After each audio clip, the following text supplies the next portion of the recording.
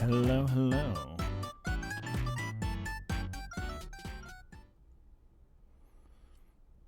It's that time of the week. That mystical, magical time of the week where we sit down and we play visual novels focused around the women. And it's a little bit of a bittersweet one because honestly, this week we're looking to wrap this one up. It's been a bit of a weird ride, and I'm kind of sad to see it go, but I believe this will be the final Twofold stream. Unless there's like some secret I don't know about hidden behind the end of fishing both routes. I think that we'll actually be seeing the end of Caprice's route, and I'm going to turn the game down a little bit, actually. I'm having a little difficulty hearing myself talk. Wait, may don't turn it down that much, though. That was maybe a little aggressive of me. Okay, yeah, that's good. That's a good area. But, yeah. And I'll be honest, it's been kind of sad to see this one end, but you know, it's time to move on to greener pastures. Women's Wednesday definitely won't be ending with this, so I definitely have a few more games lined up after this, and I kind of figured out what I want to do after Twofold already. So if we do finish this week, I know to do next week, and if we don't finish this week, well, I mean, hey, more Twofold next week, and I love this game, so hey, I'm not going to shy away from that. However, it is, well, yeah, it's bittersweet, because this game has been very thought-provoking in a lot of ways, because honestly, I've definitely related to Olive as a character a lot. Like, they definitely kind of,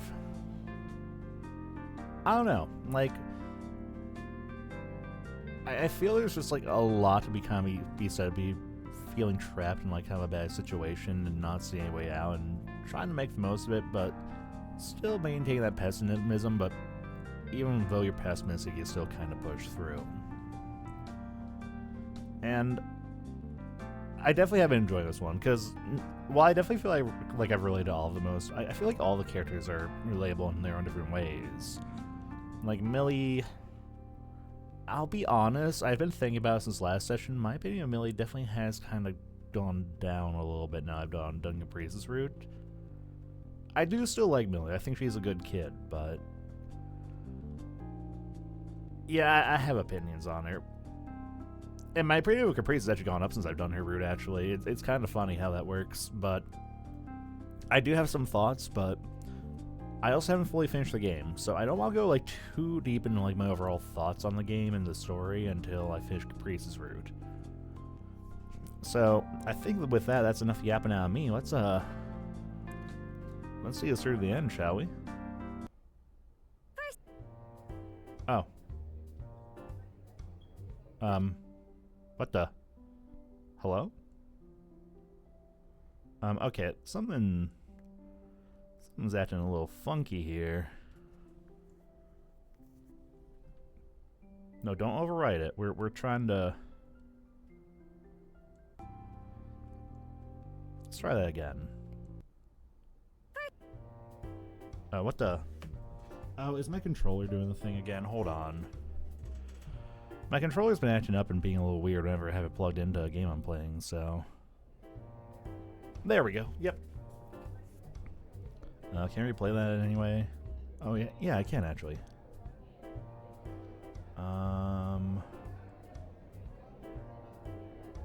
First and foremost, everyone had a great holiday. Caprice stands at the front of the table while the rest of us clutch our various caffeinated drinks. There's only a couple weeks before the semester starts, but Caprice has scheduled a handful of meetings between now and then. With anything that's been going on lately, this one almost dropped off my radar. If Caprice had sent me a flurry of texts this morning, it most likely would have. My family and I went camping. He closes his eyes, brow furrowing, reminiscing about something I don't want to even imagine. I'd die camping out in the snow. Oh god, yeah, it is winter, huh? I'm jealous. Oh. Alice's expression is so downtrodden, she'd give a depressed kid a run for his money. Eileen's quick to notice, looking more than a little flustered as her eyes shift away.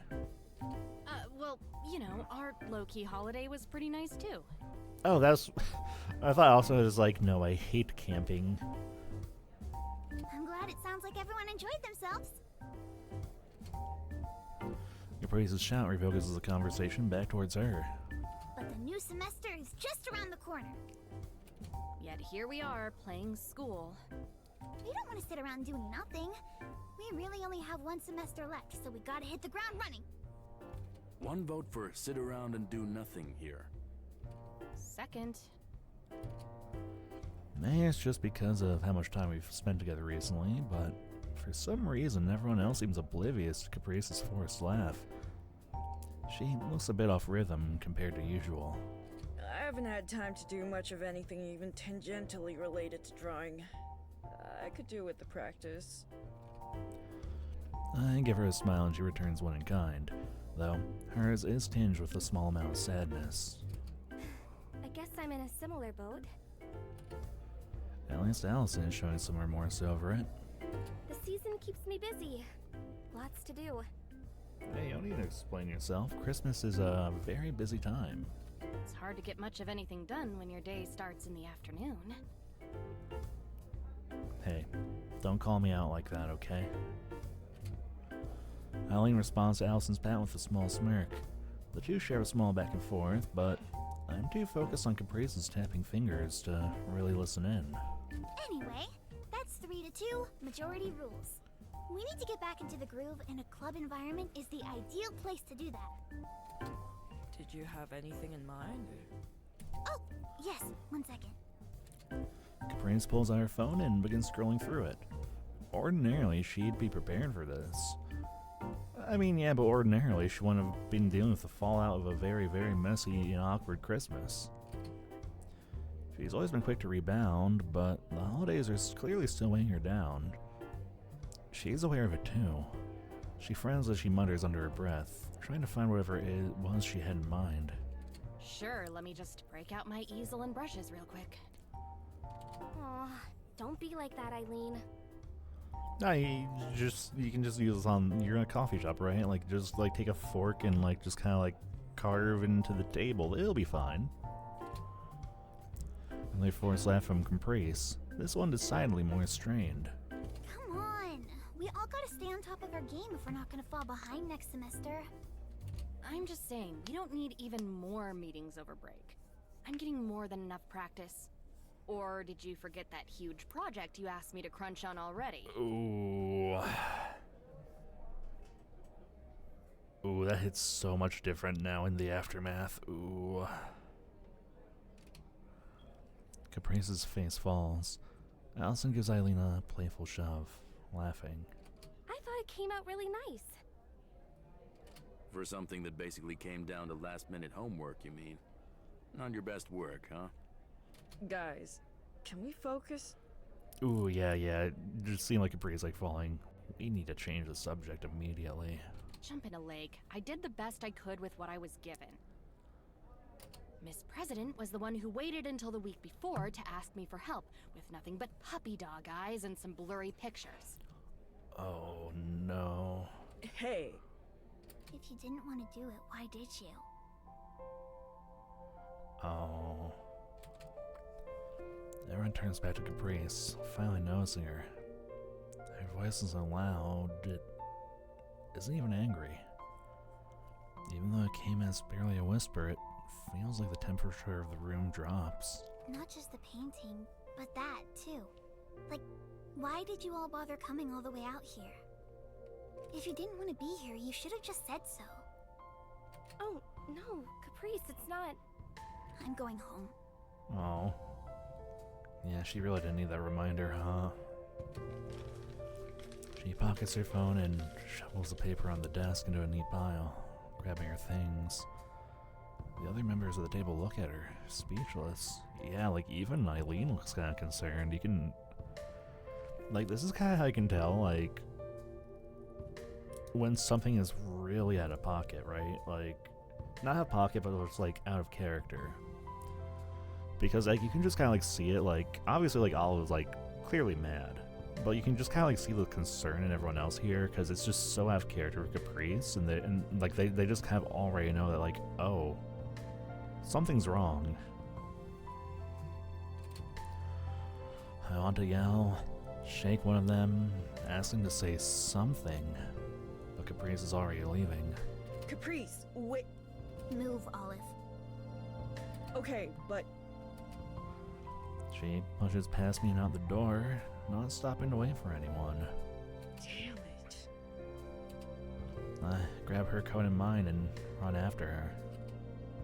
Caprice, wait up! I rush outside to catch up with her. She stops at a crosswalk and barely turns towards me, not able or willing to reply. I'll take silence if it means she'll wait for me. Your coat. You forgot it.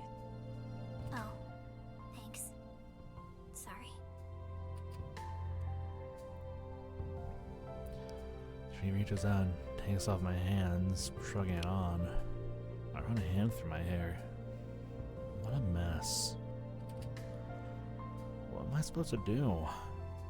Should I ask her to stay? Give them another chance? It feels wrong.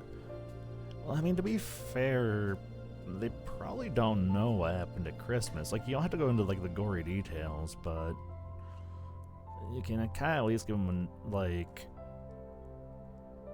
they're your friends, Caprice. Like, you can at least kind of let them know, like, hey, it didn't work out the way I thought it would. I'm sorry, guys. Like, at the same time, I don't want her to just go. Nothing can convince me that she should be alone right now. Not even Caprice herself. My head hurts. Oh. Oh yeah, she's trying so hard to keep it together. My head hurts. I'm trying to think every possibility through before Caprice can leave again. I've got to relax. As I pull my hand away from my hair and turn back, I catch Caprice's gaze. Is she crying? She quickly breaks eye contact and stuffs her hands in her pockets. Hey, sorry, Please. Olive, I really couldn't stand it if you're just putting up with me too. Oh, oh. That's how you know it, like, cuts deep, because, like, Caprice is just, like, the peak of, like, optimism. My entire body goes cold as I realize just how much the concentration was playing across my face. no, it's not that at all. I'm so sorry. I love you for you. I can never just make that up. Really? The notion that she could even be seriously entertaining the thought makes my heart hurt for her even more. Really? Her shoulders swell a bit, almost imperceptibly. I don't know what I can do for you, so I guess I'll just ask. How can I be here for you? I can't read her mind. I can't instinctively know what the best way to comfort my partner is. I hope she knows better than me. I don't know how to answer that. Just being around you helps, though. Can I walk you home then? The breeze cuffs her shoes against the ground, displacing a bit of snow. She lets the silence trail on. You weren't going home, were you? I don't know where I was going to go. I just needed to get out of there, and well, the apartment isn't much better. Oh yeah, I didn't even think about what the living situation is currently. Because yeah, this isn't like a case of like Millie going to live with Olive. Like, Caprice probably went back home, but did Millie go, like, are they just both back at the apartment after what happened?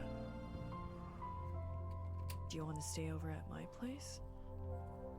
Can I? Always. I didn't even think about that, yeah, because, like, yeah, like, in Millie's route, like, yeah, like, Millie just went with Olive for a bit, and that was fine, but Yeah, it seems like Caprice probably just, like, went back to her apartment like normal. Oh. We board the afternoon trolley, sharing a number of shopping bags, though her load far exceeds mine. She accompanied me as I picked up some ingredients for dinner tonight, helped me suggest ideas for our next cooking lesson before stepping away to the art supplies section. We quietly sit side by side as the trolley takes off, lonely rumbling beneath us. The shopping seemed to help a bit, but she's clearly still struggling to keep her energy up. She closes her eyes and rests her head back. Guess this'll be enough for all the free time I've got now. Do you really not plan on having any more meetings before the semester starts? I don't know. We'll see. It's not that long anyway. My heart sinks for her. She was looking forward to starting up the meetings again. Well, so long as that's what you want. It's fine. It's better to let them loose than keep them holed up if they didn't really want to be there. Oh, I don't know. Like they still made the time to show up, right? Like they very like it's not like Millie. Like that's the kind of thing too. Is like with Millie's club, like Millie would like try to do get-togethers, and like outside of Olive, everyone would be kind of flaky, you know. Like to be fair, Darren, you know, Darren has those anxieties. Like I get it. Like I'm not gonna put him down, but. I mean, Heather was pretty much a consistent no-show because she clearly didn't care, and Tanya was kind of a coin flip. Whereas here, like, even though they kind of like complained a little bit, it wasn't like mean-spirited, right? Like they all showed up. You can kind of tell that like they all do care on some level. I think if Eileen and Wallace actually didn't want to go, they wouldn't. Exactly. Like that's what I'm saying. Like Allison is nice. I feel like Allison would show up regardless. Okay, to be fair, Eileen does kind of like have have her relationship with Allison, so maybe there's like a little bit of bias there. But Wallace is also good. Is probably the better example here because Wallace very much is like very dry humor kind of guy, but you know, like yeah, if he didn't want to be there, he wouldn't have been there. Nah. The reply is so short and definitive, it surprises me. I gotta press her for more, but she sighs and shakes her head before continuing. I can't help but feel like I've maybe been really stupid. Like, all this time, everybody's been saying exactly what they felt. Why did I keep bothering with it? Ever since I started the thing, Allison begrudgingly joined because I begged her to. Eileen because I took over the room she was using to study. Wallace just for Eileen, and Allison, and even then. Despite everything, nothing about Caprice's voice or demeanor is angry. Instead, she's speaking slowly, drawing out each idea after a moment of pause to really consider it. How long has she felt this way? She leans against me as she continues, and I hear the strain in her voice. I thought maybe Eileen and Wallace really don't like coming to the club after all. But they kept showing up anyway, so I just pretended otherwise. I was so desperate for them to stay, to enjoy the club. I wanted them to love it as much as I do. So I kept playing along and hoping maybe they'd change their mind and suddenly be happy to be there. How long have they just been humoring me? Why do I keep thinking I can make anything better just by trying harder, when people obviously don't want anything to do with me? Again, like, it's hard to get a read on like other people's thoughts, but sometimes you just kind of gotta take some of what they say into face value. Like, if they didn't care, they wouldn't be there, I feel. Like, that's definitely very much the vibe I get from both Wallace and Eileen. Especially Wallace. Like, Wallace likes to joke about being a double agent, but, like, he also cares, right? Like, you see him hanging out with Haley and Millie still. even like despite like some of the awkwardness between Caprice and Millie right now, like he's a friend, and it's just like it kind of boils down to just like human error, where like people don't always know the best way to show that. Heck, even me, I'm guilty of that. I'm like really oblivious at reading some social clues, and sometimes I notice the cues and I just refuse to act. Well, not refuse, but I just decide not to act upon them. Human relationships are complicated, is the long and short of it. She buckles, her voice cracking with choked sobs, and the tears begin falling, really falling, and her defenses are gone. She can't stop. I pull her close. Her face is hot with tears, and I brush away her hair as she shuffles closer. She's trying to keep quiet, masking her cries to my shoulder as the trolley continues. Any words I might have had or forgotten. The core problem isn't Eileen or Millie or anything to do with the art club or even Christmas. Her optimism, her tenacity, her belief that anything will work out if you put enough heart into it. It's her hating the part of herself that made me fall in love with her. We sit there together, and as she lets out what's been bottled up for months. Close my eyes and focus on her, ignoring every time the trolley stops and people leave or sit down, rubbing her back. I don't know how much time has passed when her short, painful breaths have slowed into a regular rhythm, and her weeping has eased to quiet sniffling. For whatever it's worth, I'm really happy to be in the art club. I love being there with you. I love how much you care about everyone and everything.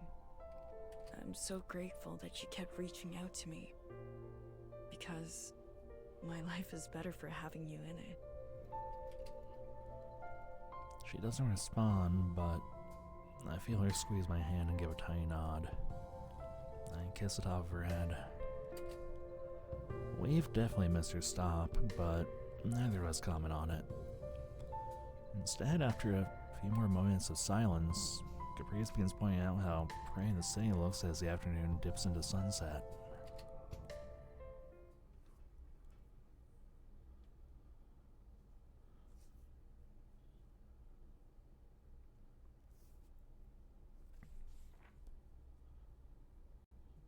Wanna go out somewhere?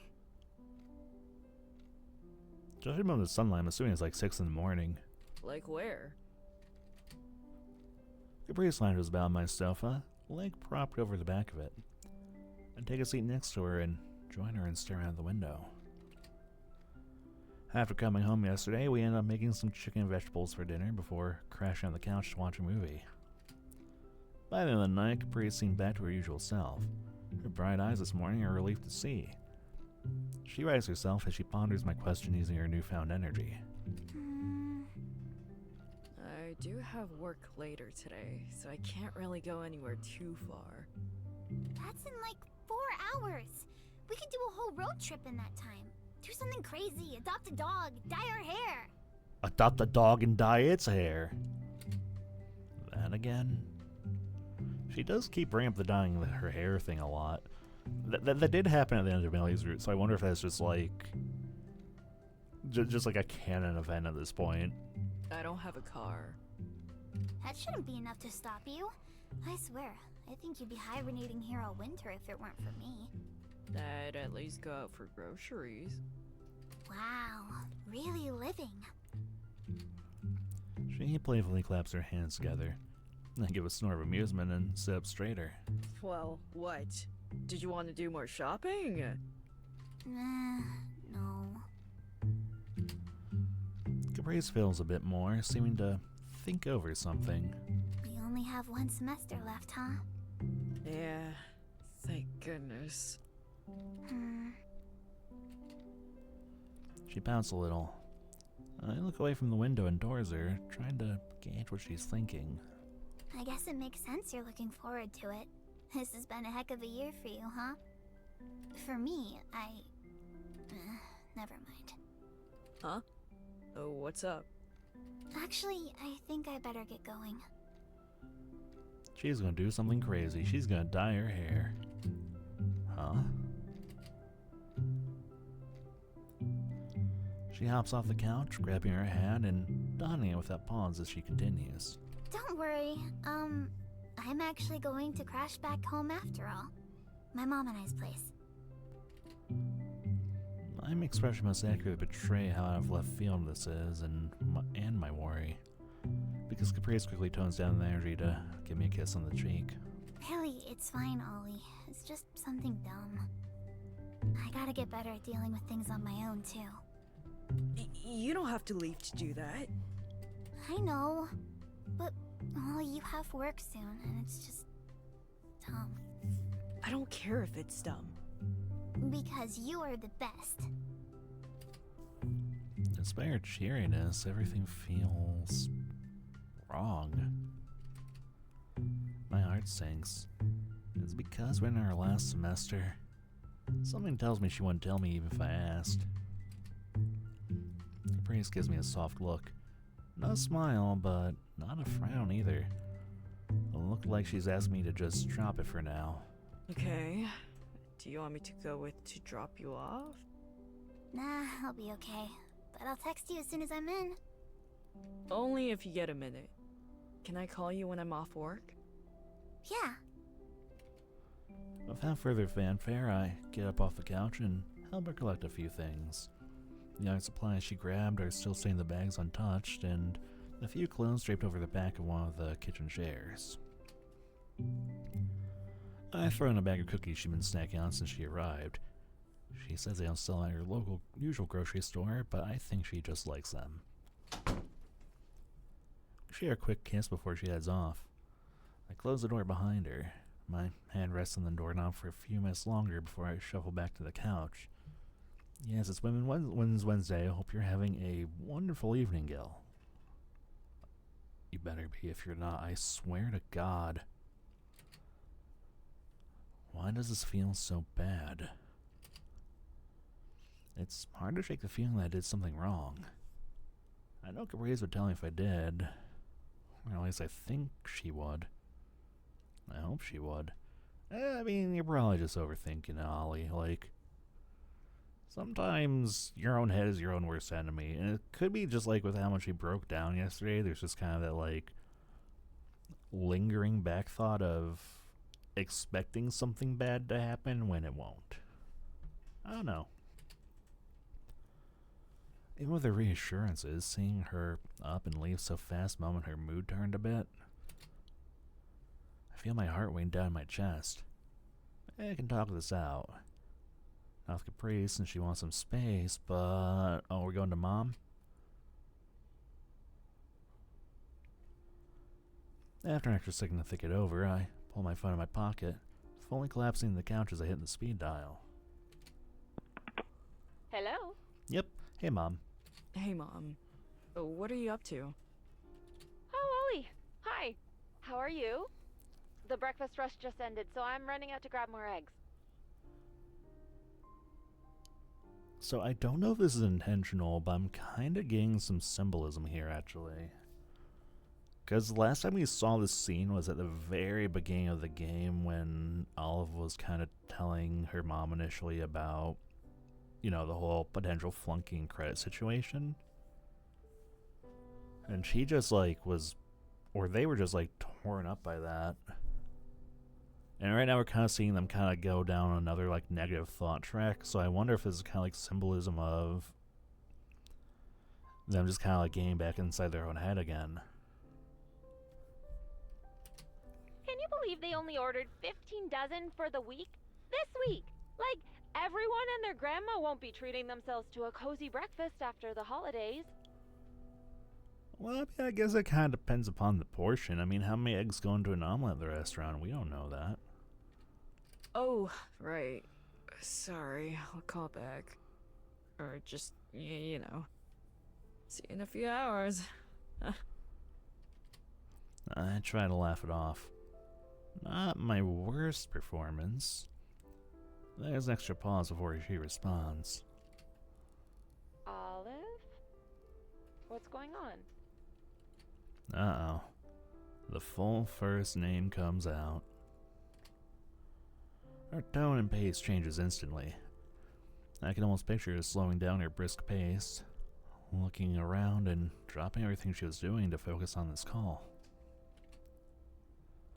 She really is too good at catching when I'm not feeling 100%. It's Dumb, I want to say. Knowing how that sounds firsthand now, I take a deep breath and start over. It's Caprice. Do you have a second? She listens quietly. I try to convey all the information as concisely as possible. The fight, how Christmas went, the art club, and then this morning. Still, as much as I try not to, I know I'm rambling. I just want to help her. I'm trying to just be there for her, but I don't know if it's enough. She started saying some really sad stuff about feeling like her personality is pushing people away. I love her. I love every part of who she is, but My voice trails off and oh. Wow, even with even with all the stress of the opening of the game with all that school stuff, Olive really didn't break down that time. My voice trails off and I feel the stress of it all wash over me in a wave that I can't stop. I try to keep my voice together as tears well up. I just don't know what to do. She really does her best. I hate that I can't show her that it's not her fault, that things aren't working out. She's being so unfair to herself. She's amazing. At the very least, I want her to know it, but I can't even do that. I don't know what to do.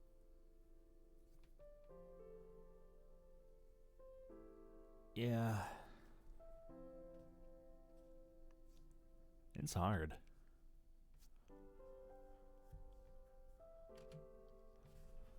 My mom shuffles somewhere on the other end of the line. When she speaks again, it's quiet. She must move somewhere more private while I was talking. Oh, Ollie. You are being so hard on yourself. It sounds to me like you really love Caprice, and she really loves you. Why else would she always reach out for you first? Listen, dear. You've always been the type to stop at nothing to try to help the people you love. I'm taken aback. Her voice takes on a lecturing tone. Whether it's you burning yourself out on school and work to try to make me proud, or feeling bad because your girlfriend is going through a hard time. You care so much. Please be kinder to yourself. That's Mom. Weaving life advice into reminders of her love. It wasn't that long ago I was on the same couch calling her about failing the semester. She's right, I'm back in the same situation as before.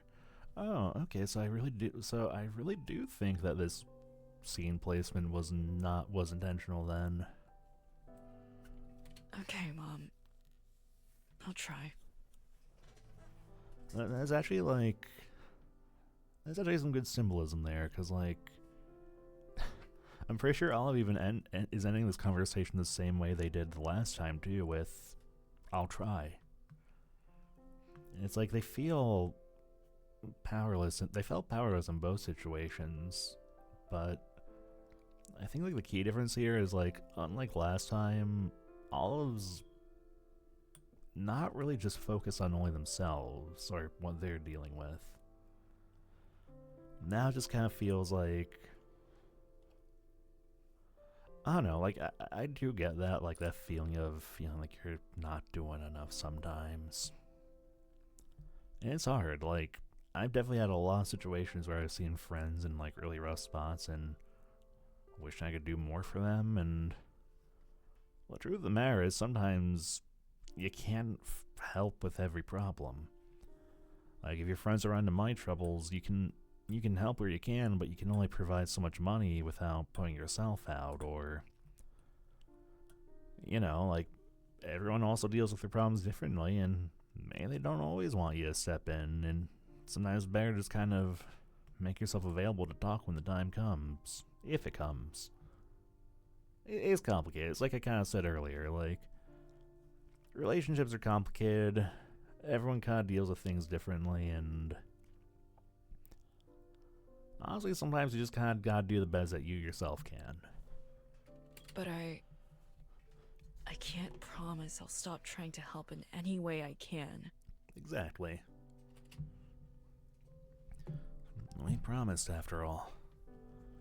At Christmas, we promised to take care of one another. I can't let that go to waste. Oh, I know, Olive. I'm sure that's part of why Caprice loves you. Just remember to give yourself a little slack. You can't fix everything just by trying hard enough, right? Life has a way of working things out. The most you can do is your best. Yeah. I love you, Mom. Love you too, sweetie. See you for the afternoon shift? I'll be there. She hums a little note of affirmation, and after another quick round of goodbyes, we hang up. It'd be dishonest to say the call made me feel entirely better, but it's at least given me enough energy to drag myself up off the couch and make myself productive. I make my way to the kitchen and start on some responsibilities I've been slacking on the past couple days. Things I never normally leave unfinished, but would do so 100 times over for Caprice's sake. Oh yeah, no, August is a great mom. Or a great person in general, I don't know. You know me, I didn't really have that whole parental experience growing up, so I can't really fairly compare, but yeah, I like August. They're a very good support and anchor for Olive, I feel.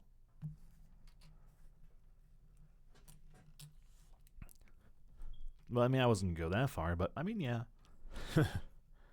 As I'm washing the dishes that piled up in the sink, my phone buzzes a few times. Caprice's trademark machine gun texting style. I'm home safe. Heart, heart, heart, heart, heart. I love you. Thanks for being here for me.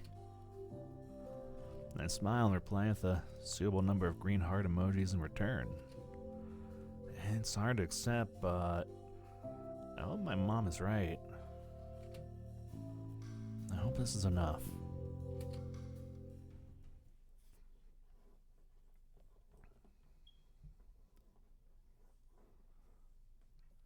Later that day. Brother, that's not daytime, that's nighttime. How dare you? Work was quiet, especially given the time of year. Over the past few days, it was a gift I found myself extremely thankful for. The night at home has been even quieter, with just me alone with my thoughts and some white noise coming from whatever's on TV. It's almost too much, going from one extreme to another so fast. It feels like the last time I've had a chance to just be alone with myself was a lifetime ago. My doorbell rings. Why did I say that? Now I've jinxed it and I have company. How dare I? The universe is always quick to correct itself. I managed to drag myself off the couch and to the door. Evening. Oh, hey, homie. Oh. You can't... What's with the... Oh. You can at least say, hey. I can only wonder what he's here for. After yesterday's meeting, it's hard to say his company is appreciated. I mean, he wasn't that... Come on. Walls is a chill dude. He's just a little socially awkward. Not to quite the same degree as Darren, but it's there a little bit. Guess I probably deserve that. His awkward shifting is accompanied by some muted rattling and clanking. I tell him to head downward and quickly find the source. A 6-pack of beer bottles in his offhand. Figured we could each take one and I'd leave the rest here for you. If you're trying to make peace, you shouldn't be starting with me. Damn, that's a lot of venom. I know. I'll apologize to Caprice as soon as I can. But I want to talk with you, specifically.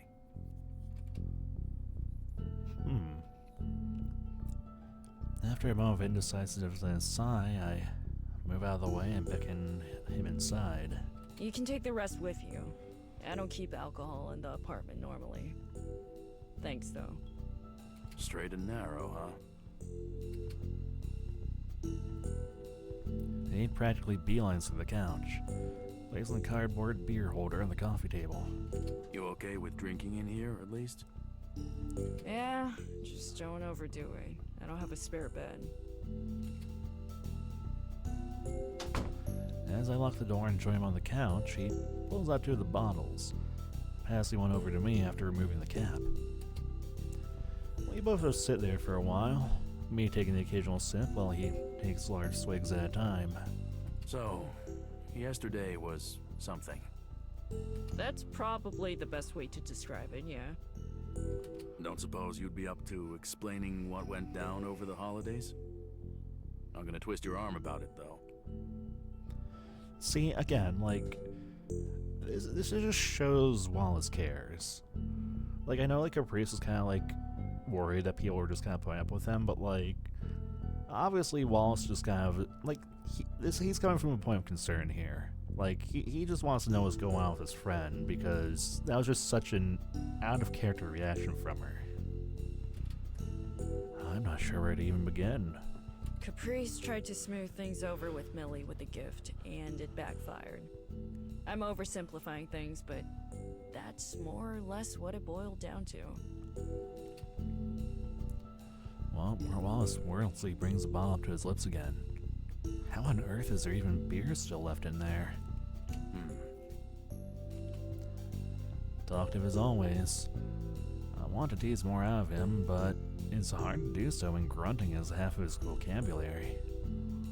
Something wrong? No. Just thinking. He pauses again.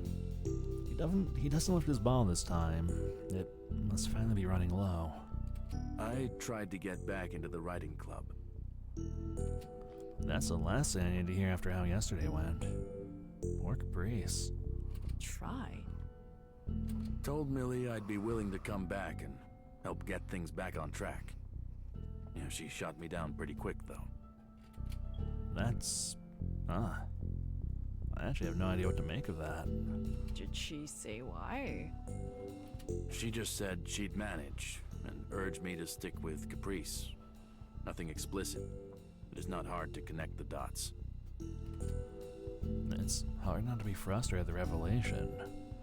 I feel my face wrinkle a bit as I think the new development over. To which, no. Is anything on my end? No, it looks fine on my end. Well, I hope Twitch behaves for you soon, Gil. Those two are so much alike that it hurts. And Wallace quickly puts words to my thoughts better than I could. Not just them, I guess. Wallace turns his head to me, a puzzled expression on his face. Before I continue, I place my bottle down the table, continue with my 2 or 3 small sips of it. Yeah, Twitch has been a little funky for a lot of people today, Gil. I know on Rand's stream earlier, Tay was having some trouble, so could just be something on Twitch's side. Even if you were doing it to help Millie out, you shouldn't have tried to leave without saying anything. That's very true. I know you like to play your whole double agent game, Wallace, but you tread a delicate path there. Yeah. The message seems to get across. He takes another small sip from his bottle, rationing out the rest. When the club dissolved around her, it was a wake-up call. No one was there for the actual writing. It was just one big hangout for a large group of friends. Yep, we've heard this so many times, it hurts, actually. I think that hurt her more than the overnight abandonment. Even the folks she has over there now don't really care about it. You mean Heather? Yeah. I figured if I could pop my head in and actually participate, it'd do at least a little to help calm things down. What they're dealing with right now totally eclipses club stuff, though. Yeah, I know, but little things add up. Yesterday should be enough proof of how important these things are to them. He's got as good a point as any. It's obvious to anyone how much Caprice was bothered after how yesterday's meeting went. Caprice would have been hurt by you leaving too, though. Yeah, it's a pretty bad situation to be in all around. I guess I was just tired of doing nothing. The bottle meets his lips for one last time before being placed back in his container, finally emptied of its contents. It's hard to help one without the other. Something like that. I figured if Caprice got upset, it'd just be a temporary hurdle. She has a lot of people she can fall back on. You know, Millie, though. Yeah. It's funny because, like, it's like I said, like, earlier in Caprice's, like, I think last stream or the stream before it, like, this, like, Caprice's route really drives home just kind of how much Millie is isolating herself. And I think that's kind of like the key thing. It's not like Millie is isolated, is like unintentionally isolated. It's like she's isolating herself. Because she definitely has people she can reach out to. Like, yeah, we're looking at a woman right now, like, clearly she's still on good terms with Wallace. Like, she could chew the fat with Wallace, but she chooses not to. Well, there's Haley, I suppose. Tanya I'm not too familiar with. And Heather is... A bitch? Heather. You can say it. You're gonna say a space, Wallace, don't worry. He grimaces just recalling her name. The fact that I can so clearly remember her after just 2 interactions several months ago probably isn't good for her case either. Yeah, I get it. It always feels like I'm not doing enough myself. We just gotta do what we can with the cards we're dealt, even if it's not much. Dude, all my homies hate Heather. I am Heather's biggest hater. Heather is not welcome under this house. Wallace grunts as he stands up, grabbing a stash of alcohol in the process. You know, now that I think about it, it's kind of funny. I don't think there's like a single character in this game who has like spoken positively of Heather at any point. That's kind of funny, actually. Terrible hand, though. One of the worst. I join him, taking my lone bottle in my hand as he makes his way to the door. That was the last thing I could think to do, so I guess it's on you now. The burden of young love, huh? Everyone in the club can help by being there at the start of the semester. For both of them. A slight smile manages to sneak its way onto his face, even if the beard makes it hard to notice. I'll do what I can, then. Have a good night, Olive. Yeah. See you back in the club room. After he closes the door behind him, I take one more drink from my bottle and pour the rest down the sink. Wallace, you're a very confusing man, but I appreciate you.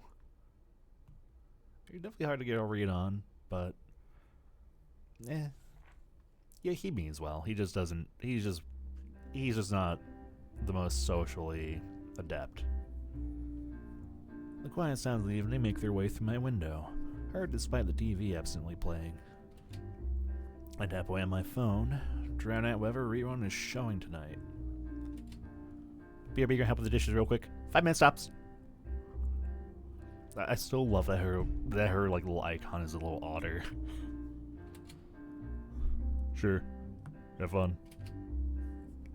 Our texts with each other over the past day have been short, but almost non-stop since she arrived. To the point where I'm almost worried I'm distracting her from her stay. On her end, she's quick to bring up conversations about, well, absolutely nothing.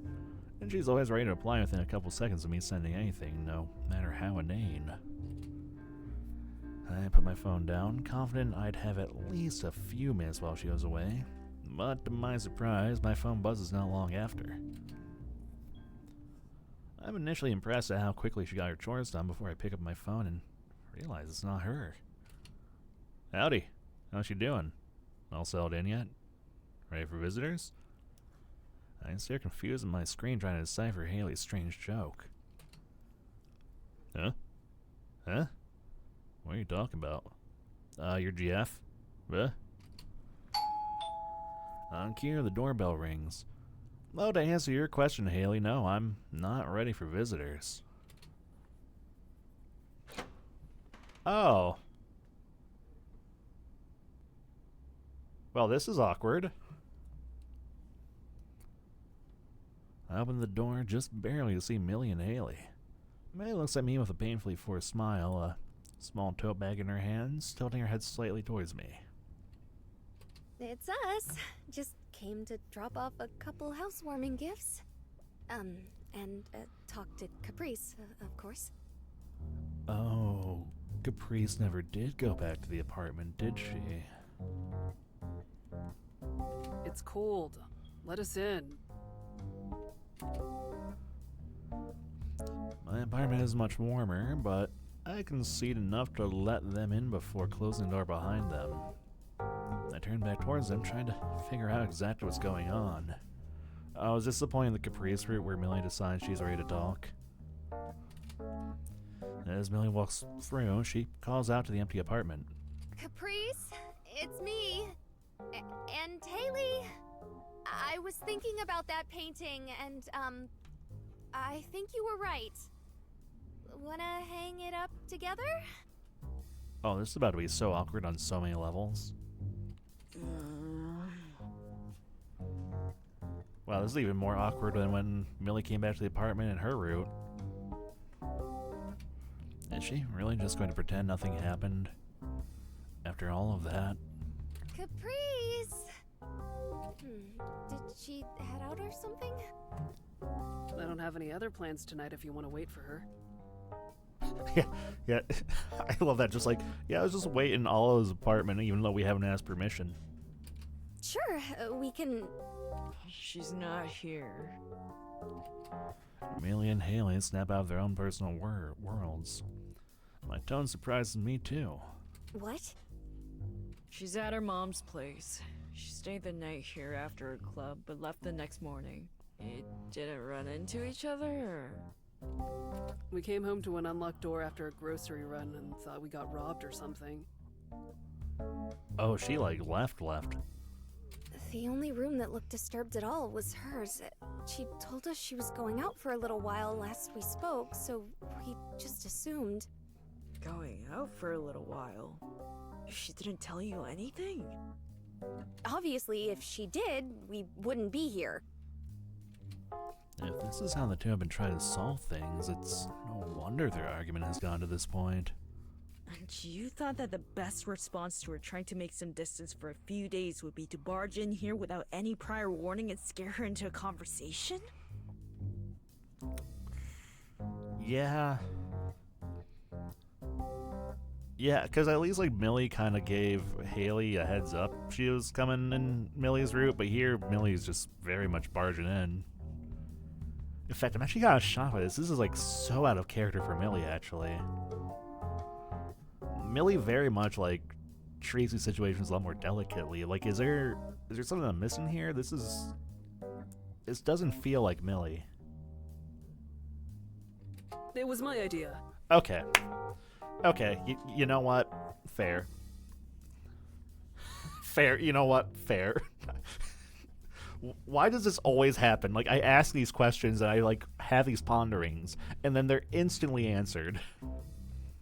It's nothing she hasn't done before to me. She's the one always saying problems need to be solved face to face. Oh, I hate when people do that. When they're like, oh, but this person did this, so that means it's okay for me to do this. No, do not you ever use that as an excuse. You know it's different when someone is asking for space, right? You of all people should know that. On top of that, coming in here like nothing happened. Do you have any idea how horrible she feels about Christmas? Do you want her to just pretend everything's okay? You never try to explain anything. And when we do finally get you to open up, it's all a big contradictory mess. And here Millie is. After screaming that she wanted Caprice out of her life, she's here, sweeping everything under the rug and trying to make amends with a portrait that she hated just a few days ago. Hey. Haley's voice is cool, but there's an edge of warning to it. I feel a lingering need to say more. Try and make her see how much she's hurting the people around her dissipate. At the same time, my phone buzzes off. I take it out, trying to give myself a moment to collect my thoughts again. Back. You there? Yeah, sorry. I take a deep breath. Obviously, they're here to talk to Caprice. I won't ask her to oblige, but at the very least, I want to give her the chance. I know I'd want to know if someone came looking for me. Hey, you free to talk right now? Like over voice, I mean. What's up? Gonna give her a call.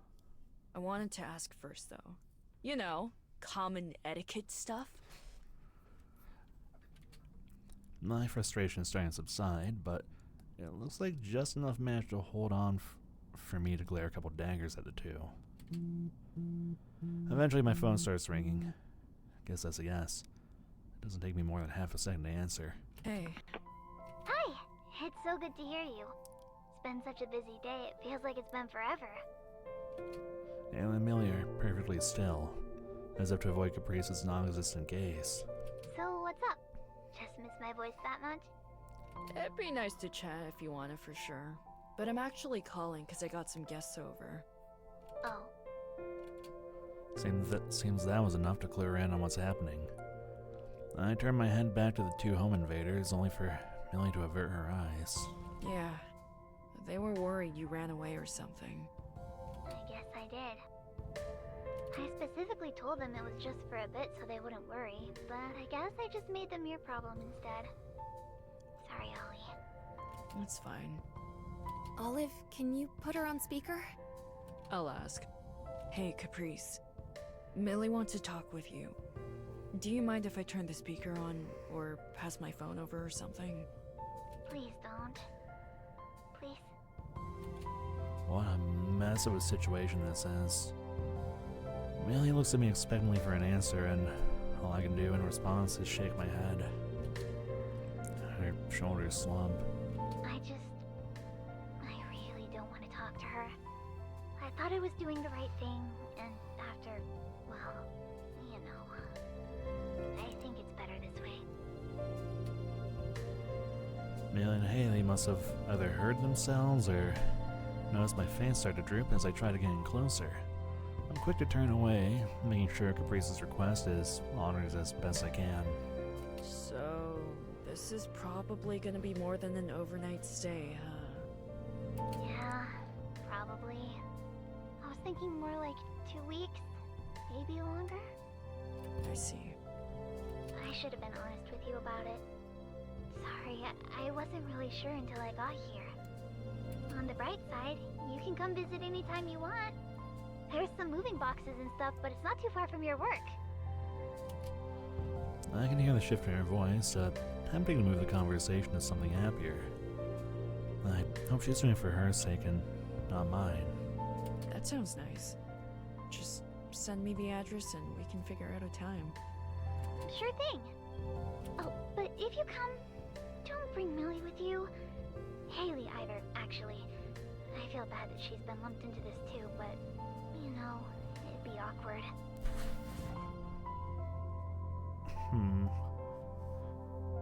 I don't... Like, Millie I can kinda understand. Haley... I do feel bad for Haley, like, in both routes, because I feel like in both routes, Haley just kind of gets shut out by both the girls, just kind of out of association.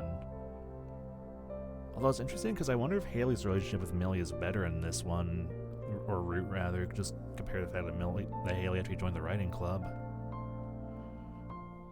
I don't know, but it still feels bad to kind of be like, yeah, I don't have a problem with Haley, but... yeah. Yeah, No problem. I gotta see them off, so give me a few minutes. We can pick up afterward. Okay. Love you. Bye. Love you too. And with a click, she's gone for now. I put my phone back in my pocket as I spin around to the two. Well, She's fine, don't worry. well, there's that at least. I'll be visiting her in the next day or two. Pretty much whenever I get the all clear. I'll drive you. I'm just going to take the trolley. You not being there was the one caveat she gave me. But that's probably to be expected. Yeah. I don't want to keep the two apart if there's any chance of banging this bridge. But I'm not about to betray Caprice's trust to make it happen. I'm counting on you then. I don't really think I can do anything except be there. That'll be enough, hopefully. The three of us take a collective breather. The frenzy of the last few minutes taking their toll. Once the mood starts to settle back into something resembling normal, the two start for the door. See you later. You know how to reach me if you gotta. Yeah, it does suck. It does suck when you're like kind of in the middle of something and you're like trying not to pick any sides, but then the side is kind of assigned for you. Will do. Something is still bothering me. I've been communicate better than earlier. Millie, do you have a second? Millie stops at the door as Haley exits, and they both look back. After exchanging a look, Millie nods, assuring Haley she'll be right there. If it's about barging in here, I'm sorry. Wallace said she had left with you after the club, so I just... It's not about that, no. I sigh. As much as they're finding things out through gossip with Wallace isn't really the ideal scenario in any reality, it's really not the main issue. Look, I don't want to tell you what to do. You and Caprice mean a lot to each other, right? She hesitates, but doesn't deny it. A small nod is all I get in response. I can't imagine what you're going through. I'm sure Caprice can't either. But I know it can't be easy. But this hiding behind a smile, running away from everything and then blowing up, over and over again, it's not sustainable. Whatever you need, I'm sure Caprice will try her best to provide it. But if you don't tell her what it is, she's just going to keep guessing and guessing, even if she gets it wrong. She's not the type to give up, but at some point, she might. She's not invincible either. Even after all this. That's all I wanted to say. Millie clams up, something I should be used to by now. She doesn't leave immediately, though, glancing down towards the floor. I'll see you around, Olive. That's as best as I can hope for right now, I guess. A couple of small waves and a closed door later, I'm alone. My phone is silent for the first time all day. I resign myself to turning in early, hoping naively the extra sleep might somehow fix how I'm feeling. It's really interesting to kind of see Olive's attitude towards Millie take a 180 here. Because, honestly, in Millie's route, Olive was like really all about Millie being allowed to have that space. It really wasn't until it got to the point where people didn't know where Millie was that Olive was kind of like, okay, something needs to change. But here, like, Olive's already kind of like, hey, like, you need to do something. Like, you can't keep being passive. And I think a lot of that just kind of comes from, like, Olive having a better perspective of Caprice's side of the bridge. And I do kind of agree with it. Like, a lot of Millie's problems really are very much self-inflicted. Yeah.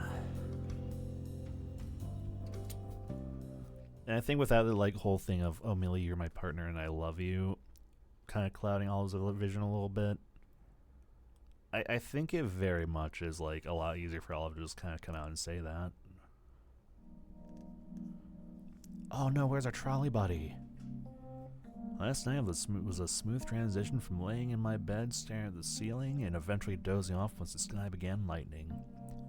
I managed to get about 3 hours of shine before the buzzing of my phone. It was easy for me to push through the exhaustion as I was rushing out the door, but after a long and unusually crowded trolley ride, I'm finding the exhaustion slowly catching up with me. I'm on my way. But I'll be waiting. So got like 20 minutes. Exactly, see you soon.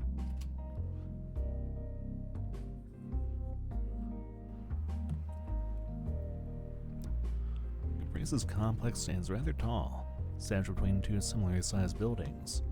I followed directions thus far, and the layout isn't too dissimilar to mine, so it doesn't take me long at all to navigate its corridors. Now comes the hard part.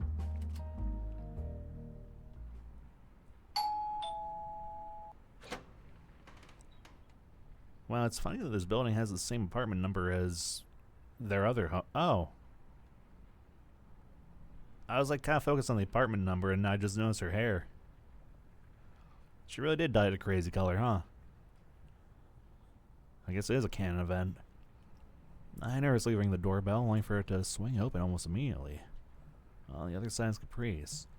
It's only been a little while, but the last couple of days have dragged on forever. Hey, come in, come in. She takes me by the arm and pulls me in the apartment without a second of hesitation. I should have figured she wasn't over-exaggerating. She really has been waiting. Right by the door. Mom, Ollie's here. Be right there. Caprice shouts in the general direction of their hallway before doubling back to close the door behind us. I rub my eyes, trying to get the sleepiness out of them.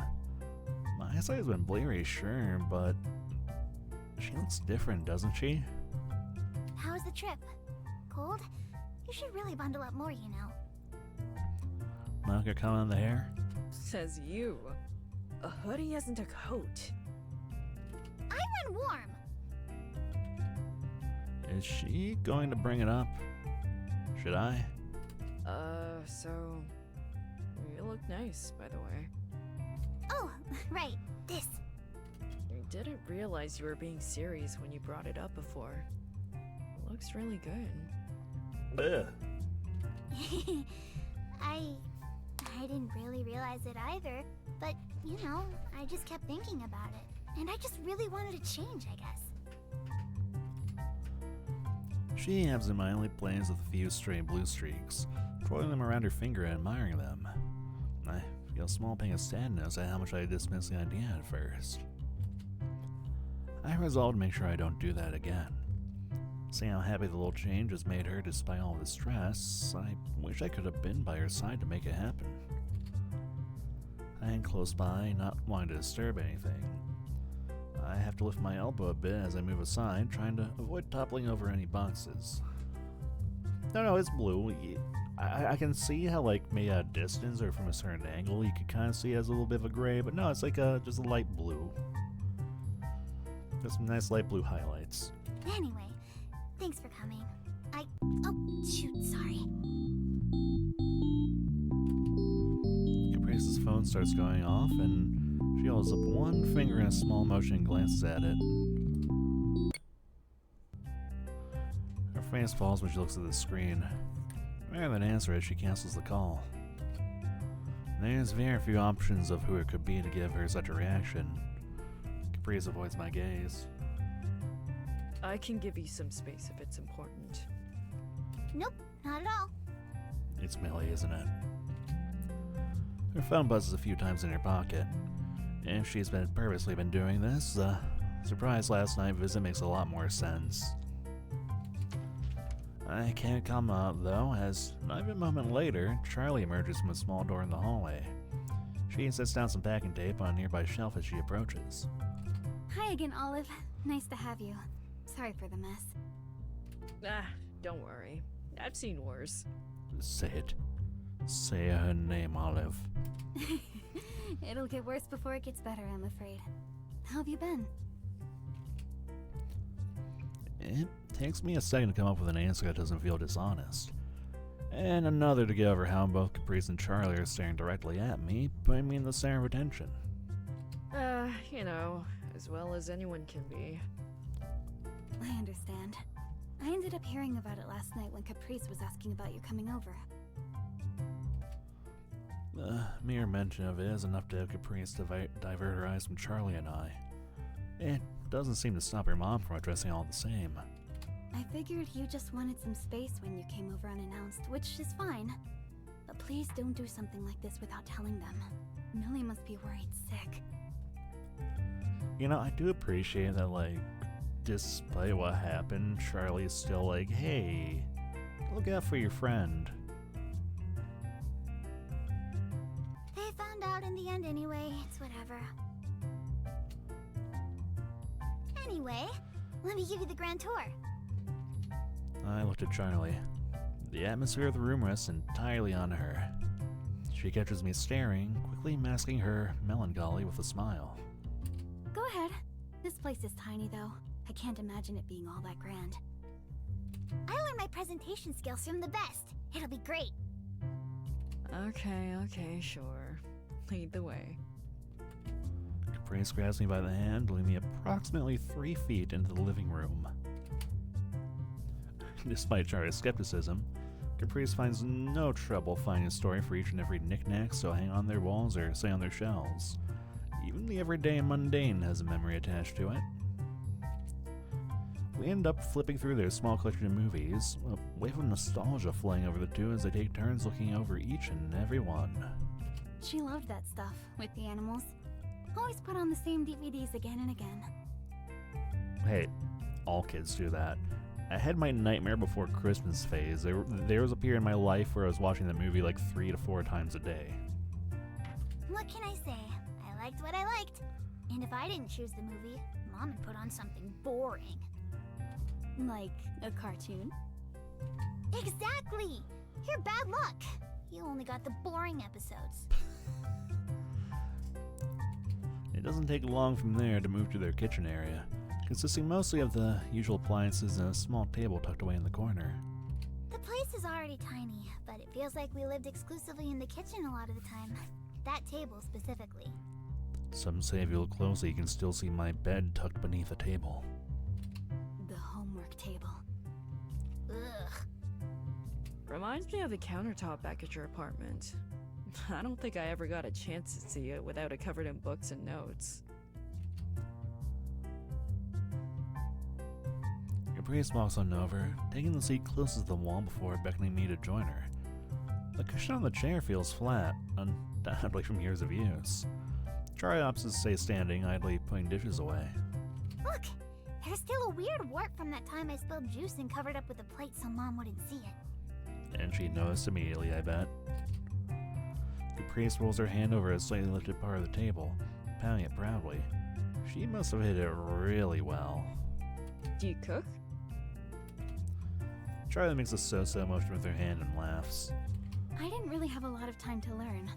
We had to wake up early to go to work, and by the time we got home, it was already bedtime. Takeout was our best friend. Oh god, how are you two still alive? It did let us spend some quality time together at the end of the day, since we didn't have to worry about dishes or anything. Anyway, I didn't get to babysit too often for that same reason, but I always made sure Caprice and Millie both had snacks on hand whenever I could. You were basically a pro. You could have given Ollie a run for their money. Olive would have been around 6 or so. I don't think it would have been very fair. No, I think it would have been completely fair. Listen, you ever heard of a little thing called a child prodigy?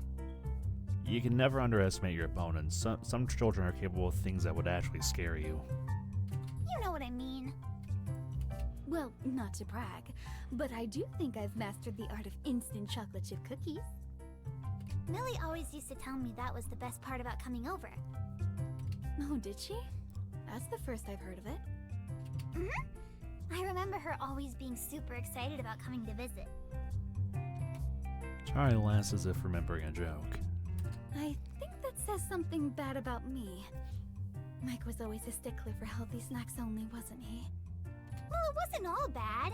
His snacks had their own charms. Don't try too hard to convince yourself. I know how much you hate pears.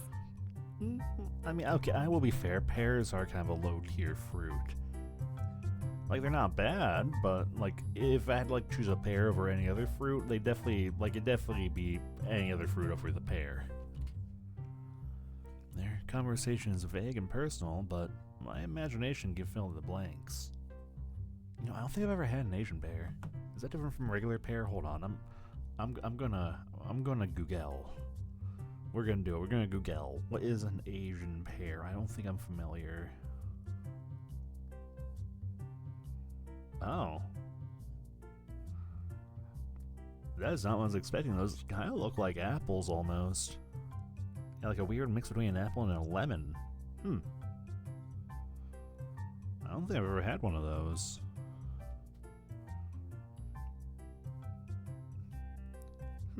Interesting.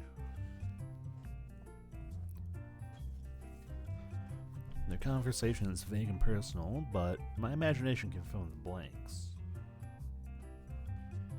I'll have to keep an eye out for him then. I don't know if they would have him here in my area, but I can keep my ear to the ground. I see as clear as day. Caprice and Millie sitting here, scratching away at some doodles or a mash sheet, nibbling away at whatever Charlie prepared for them that day. Mike coming to pick his daughter up, maybe staying a bit longer for dinner, and doing it all over again another day at the Clark's house. I don't need a first-hand account to see how much of a family these two homes are. I guess Millie disagrees, but I wonder if she looks back fondly on those times regardless. I miss those days. Me too, sometimes. More than sometimes lately. I do appreciate, though, that, like, even though, like, Caprice doesn't wholly want to be around Millie right now, it's still not just, like, complete, like, utter, like, oh, we do not talk about Millie. It's, like, still like, no, we can talk about Millie. It's just I don't want to physically see her.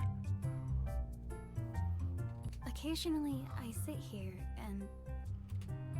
She fiddles with the fork in her hands. Well, wish it was a bit more crowded. She and Caprice shift their heads downwards in almost perfect unison. It used to feel a lot bigger. Because you used to be a lot smaller. A smile returns to Charlie's face as she drags the mood back onto its feet. I'm more than willing to do my part. I'll do my part. She's not exactly very big now. Ooh, you're pulling the I'm taller than my partner card, I see. Hey, it's not like you're a giant yourself. I'll be honest, like, I am that person though. Like Gil can confirm I'm like a giant. And I whenever I'm dating someone, I definitely pick on them for like their tiny minuscule size. It's just funny. It is funny to rile people up sometimes. I'm a horrible person, I know, but it's just funny to see. It's just funny to see. I tussle her hair and she weakly swats me away with her hands. Little blue highlights peek out at the movement. It really is cute. Taller than you.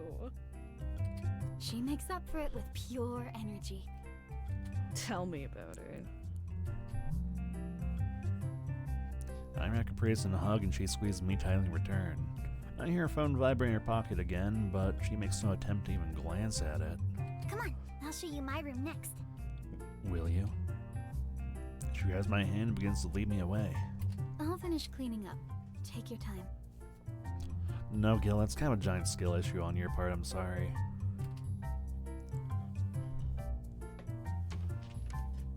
Oh my god, the otter plush.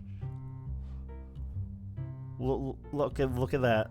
Look at that little creature right there in the bed. That's huge. Like, that's like big enough I can just like kind of imagine like Caprice just like wrapping herself around it while she sleeps. I also noticed there's like the random like drawing of a slice of pizza on her desk.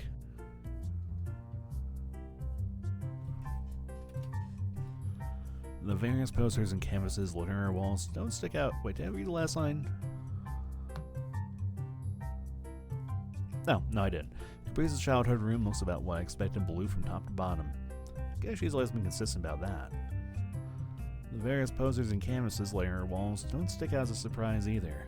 If the living room is anything to go by, I'm sure the numerous toys and other bits and bobs all have their own story. Wow. Must suck to suck, huh? Just how I left it.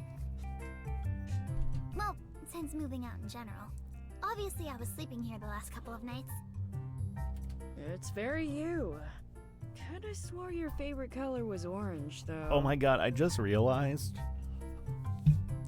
Olive is wearing the scarf that Mike got them for Christmas. How did I not know? Well, to be fair, I guess Olive hasn't worn the coat too often, but I only just noticed that Olive is wearing like the scarf Mike got them. That's actually really cute. Har har. She sits on the bed as I walk over to a desk stuffed in the corner. There are papers scattered on it from old schoolwork to sketches. The entire desktop is like a moment frozen in time. Honestly, now I look more closely, it actually doesn't look too bad on him. It actually goes surprisingly well with the green. Hey, did you draw these in high school? I was drinking water, wasn't ready. I hold up one of the papers filled with figure sketches. Yep. I took art classes back then, too.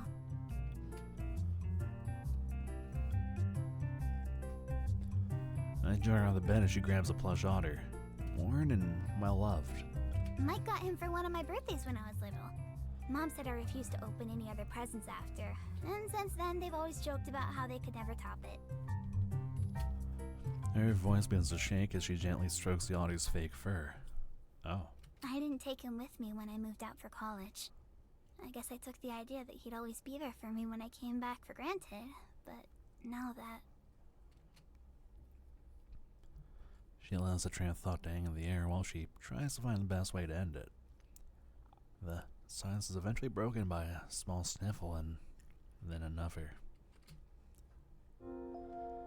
She opens her mouth to speak, but all I manage to fully shake her resolve as tears start streaming down her face. She buries her face in the toy in a vain attempt to mask her weeping. Hey, you okay? I'm fine. It's just, you know, I have to decide what to take with me before we tear this place apart. Oh yeah. Goodbye the childhood home. All the furniture, all our stories, everything, so it's not my room anymore, and this isn't our home anymore, and... She buries her face into me now, trying to do a better job of stifling her crying. I had seen her at her lowest past few days, or that's what I believed until now. Is this how she always handles it? I wonder how much Caprice has cried lately. Is it a lot? Or is it only because she's been keeping it in all this time? I don't ask, only comforting her with her embrace. After a few moments, she murmurs, Wanna go for a walk? Sure. Her phone buzzes loudly. More text messages. She gives a frustrated sigh, but still makes no move to attend to it. Okay. Can you wait outside my room for a minute? You got it. Take your time. Thanks.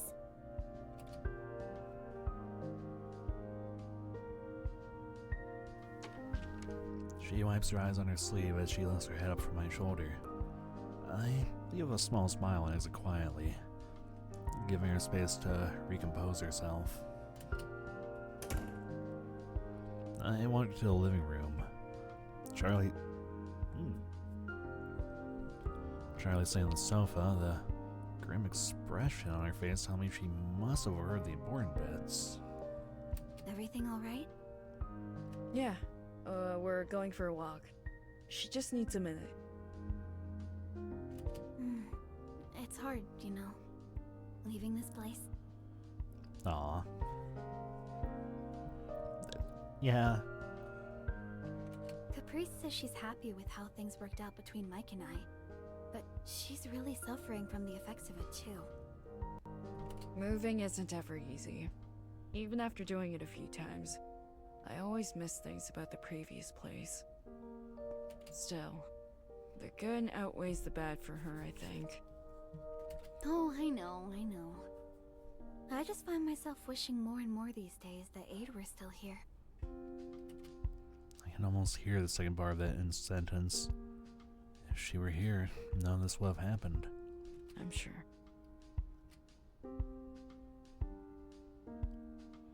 She responds with a long, heavy exhale. The Clark house was always a second home. We'll eventually be fine. Millie, though, I'd give anything to help repair that bridge, if she'd let me. Oh.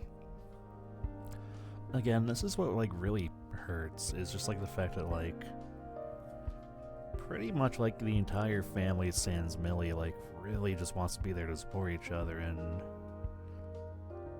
they all know it's not easy for everyone. And meanwhile, Millie is just like, no, I need to be alone. She's going to have to accept what's going on. Doesn't matter if she wants to or not. Ooh, this is awkward. Caprice has emerged from her room, bundled up into her usual winter wear. A couple sketchbooks are thrown under her left arm, with a megaphone occupying her right hand. Caprice. I tried to get her to understand. We've done everything we could, Mom. She doesn't care, so we shouldn't either. Ooh, there it is. The towel being thrown in. I thought our friendship meant more to her, but I guess I was wrong. I give up. The three words I never expected her to say finally leave her lips. My chest hurts, and Caprice's nonchalant tone twists that knife further in. Caprice, hey. You don't mean that. The shock in Charlie's voice betrays any sense of confidence in that sentence. A cold pulse sweeps over the room as Caprice shrugs. I know she's been calling you all day. Can you imagine how alone she feels right now? Okay, and to be fair, again, like I said, it's kind of been Millie's choice in a lot of ways. How she feels? What about me? What about you? We have each other, Caprice. Mike is here for us, and Olive is here for you too. She only has you. Had? She made it plenty clear she doesn't want me in her life, Mom. She said so, word for word. It was a stressful night for everyone. Stop trying to make excuses for her. She can't just lash out all the time and expect us to just... Another phone call.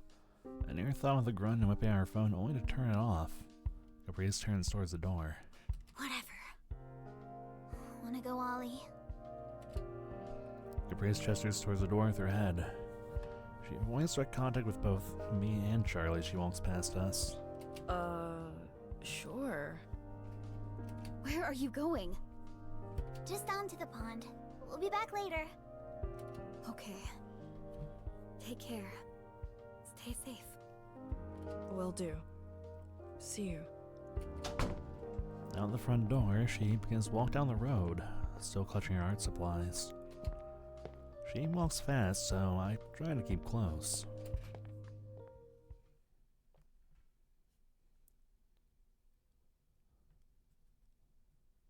Not long after.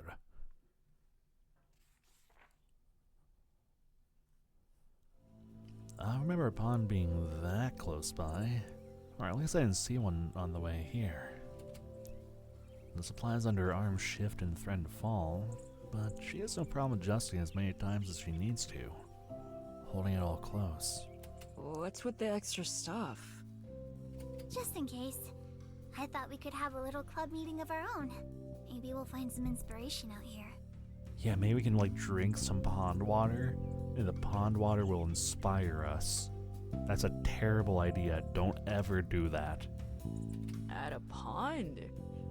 Hey, inspiration can strike anywhere, man. Yep, it's not far. Agree to disagree. I somehow wish I had my bike. And the megaphone? I have a lot to get off my chest. She picks up her pace. I trail slightly behind. My heart is racing a bit. It seems right now that she should want to vent, but part of me is wanting to talk now. I won't push it, but as she continues to avoid my eye contact, the worry remains and the need to at least check in wins over. Hey, everything alright? Yep. Sorry about earlier. You shouldn't apologize for crying. Mom shouldn't feel guilty about Millie, you know? It's not her fault. It's not.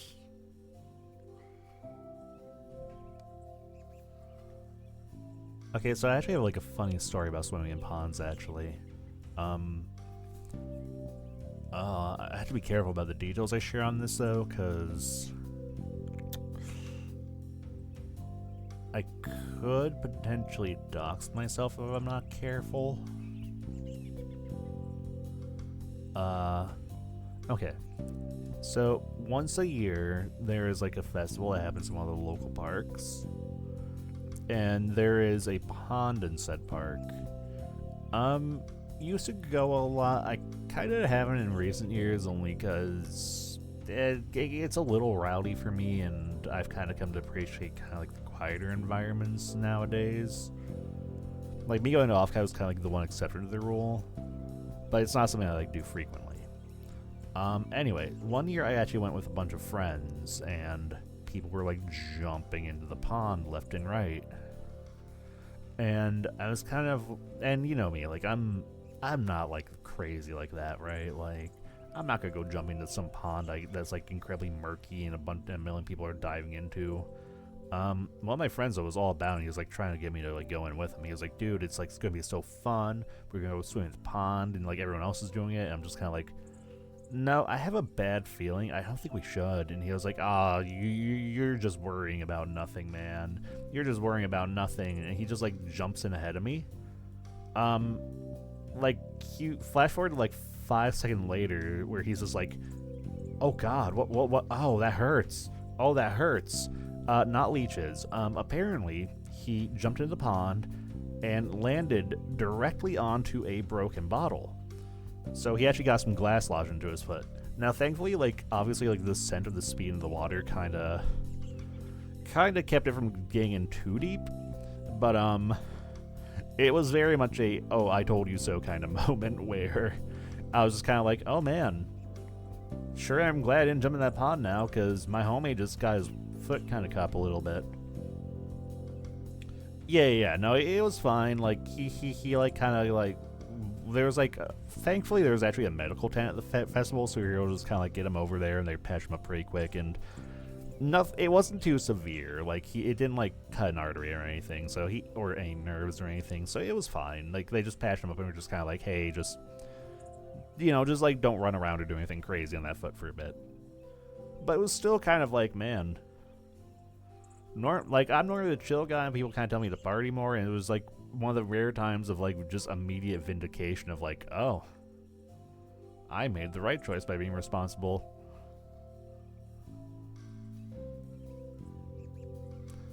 But yeah. I don't know if it's anyone's fault. She swiftly turns around to face me. How not? It's Millie who... No, forget it. Come on. She resumes her walk. I jog a bit to return to her side. After some time, we enter a small area just outside the residential neighborhood with trees and a pond.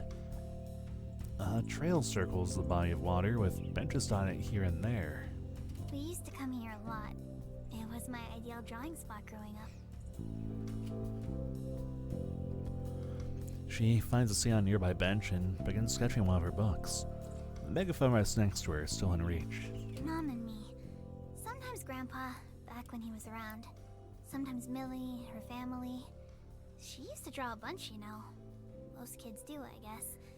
Some just don't stop. I wouldn't say I've been to a pond at night, but I've definitely walked by, like, rivers at night. I don't know, there is something kind of, like, nice. Also a little eerie, but also nice about just, like, still bodies of... Well, not even still bodies of water, just bodies of water at night. Just, like, hearing the wildlife that gathers around and all that. There's just not a lot you can replicate there. She wanted to come today. Good thing you stopped her. I pause. In a way, I feel like the worst thing I could do right now is sit here and agree. I wouldn't say it's just my newfound optimism, but something in the way Caprice glares down at the ground, fingers gripping her sketchbook tightly, makes me think she wants to be wrong. I steal my resolve, but offer a soft touch to Caprice. She does move away, so I brush away a stray piece of hair from her face. She wanted to talk. What else is there to talk about? She wanted to argue. She glares towards me now, but it's strained. I smile a bit, trying to offer whatever sense of ease I can. It didn't sound that way to me. What else is there, Ollie? What else can I even say, or do, or... She slams the sketchbook closed, tossing it back atop the other she brought. I tried, Olive. I tried to work things out. I did what I could. She buries her face in her hands. I reach out to touch her shoulder, and just barely she angles herself towards me. Her voice laced with an anger that colors how small she looks in this moment. All I'm good at is shoving people around. No one would give me the time of day otherwise. Millie hates me. Haley avoids us a lot of the time. The club doesn't even want to meet anymore. I promise you, none of that's true. Yeah, like, you literally have, like, example A. Like, just tell her, hey, Wallace came and visited me the other night because he was worried about you, homie. How can you even say that when you were roped into the club yourself? That was even worse. I was just taking advantage of your personal problems to get a small step up in this dumb fight. It was still my decision in the end. So was everything that came after. And look where we're at now. It's been a rough few days, but that's only because I hate seeing you like this. You've been nothing but good to me. Then why does it feel like nothing I do is good enough? Man. You ever have that... Man, and this is, like, probably what hurts, too, because, like, this is literally, like, the same thoughts Olive was having, like, just a few days ago as well. Like, imagine, like, having all those thoughts only to hear, like, your partner just echoing them right back to you, feeling like they're in the same boat. Why does it feel like I can't get through to anyone? I'm so sick of it. Months and months of this. My best friend. Her voice falters and shakes, and I get ready for her to cry into my shoulder again, only for her to stand up instead, swooping up the megaphone as she does. Without skipping a beat, she brings up to her mouth and shouts at the pool of water. Why don't you get it? Oh. A flock of ducks take off from the water at the sound, sending water spraying over the edge of the pond and fluttering feathers behind. You've always been my sister. Haven't I been yours? You hate the idea that much? She punctuates her shout with a wordless scream. I wince as the megaphone screeches in protest. Caprice, however, seems totally unfazed by it. Maybe I screwed up, but I was trying to fix it. Doesn't that count for anything? Why did it take me leaving for you to want to talk? I just wanted to laugh again. To smile, to live with each other instead of around. Why is it so hard? She crumbles, her shoulders shaking, angrily wiping away the tears falling down her face. I don't know the best words or how to say what I mean, so I just keep talking and hoping one small part of it might be enough. I'm tired of screaming. Caprice. What is it, Olive? wish I could tell her that I don't know either. I love her so much that I want to be with her and support her. But I've said all that already. I don't know how to translate how much I care about her into words. Screw it. I reach out and pull Caprice into the biggest hug I can. She's shivering. I wish she bundled up more. I nest my face into her shoulder and squeeze. The megaphone falls from her hands and into the snow with a quiet thud. I feel her shift in my hold, slightly moving her face after to say something. I ease up, not wanting to overstep. Don't let go. Her words are barely audible as she buries herself in my shoulder, holding me twice as tight. I won't. I promise. I close my eyes and take it in. Her hands grabbing onto my coat. How much warmer it is together. Her exhales slowing from short and uneven hiccups to deep breaths. And occasionally a spot of freezing wind will shoot over the lake, taking out any accumulated comfort we'd managed to create.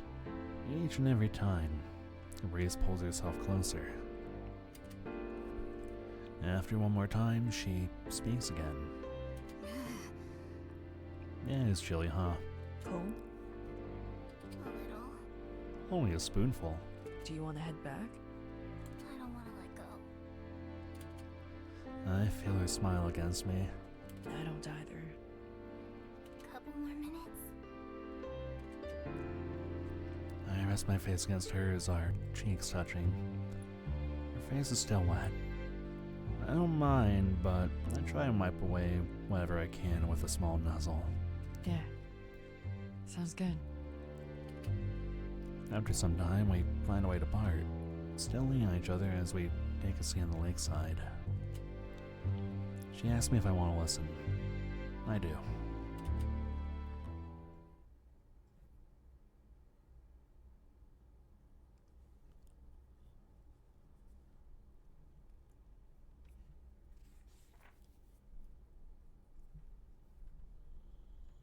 We don't return until the sun has already begun to set.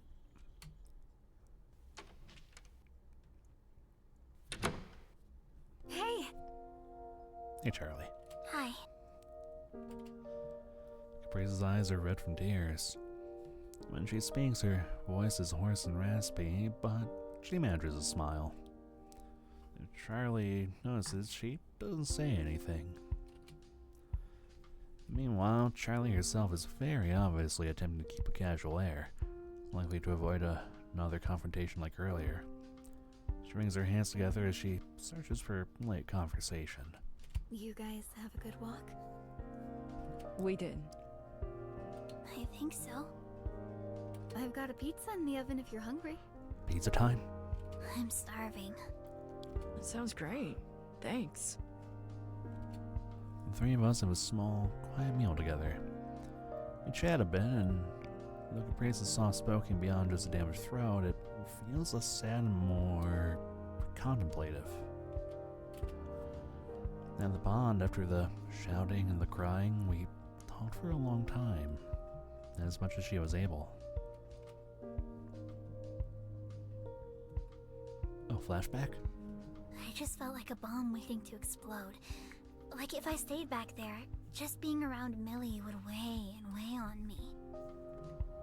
That I'd be screaming at her and not the pond. Not that I really expected to come here and scream.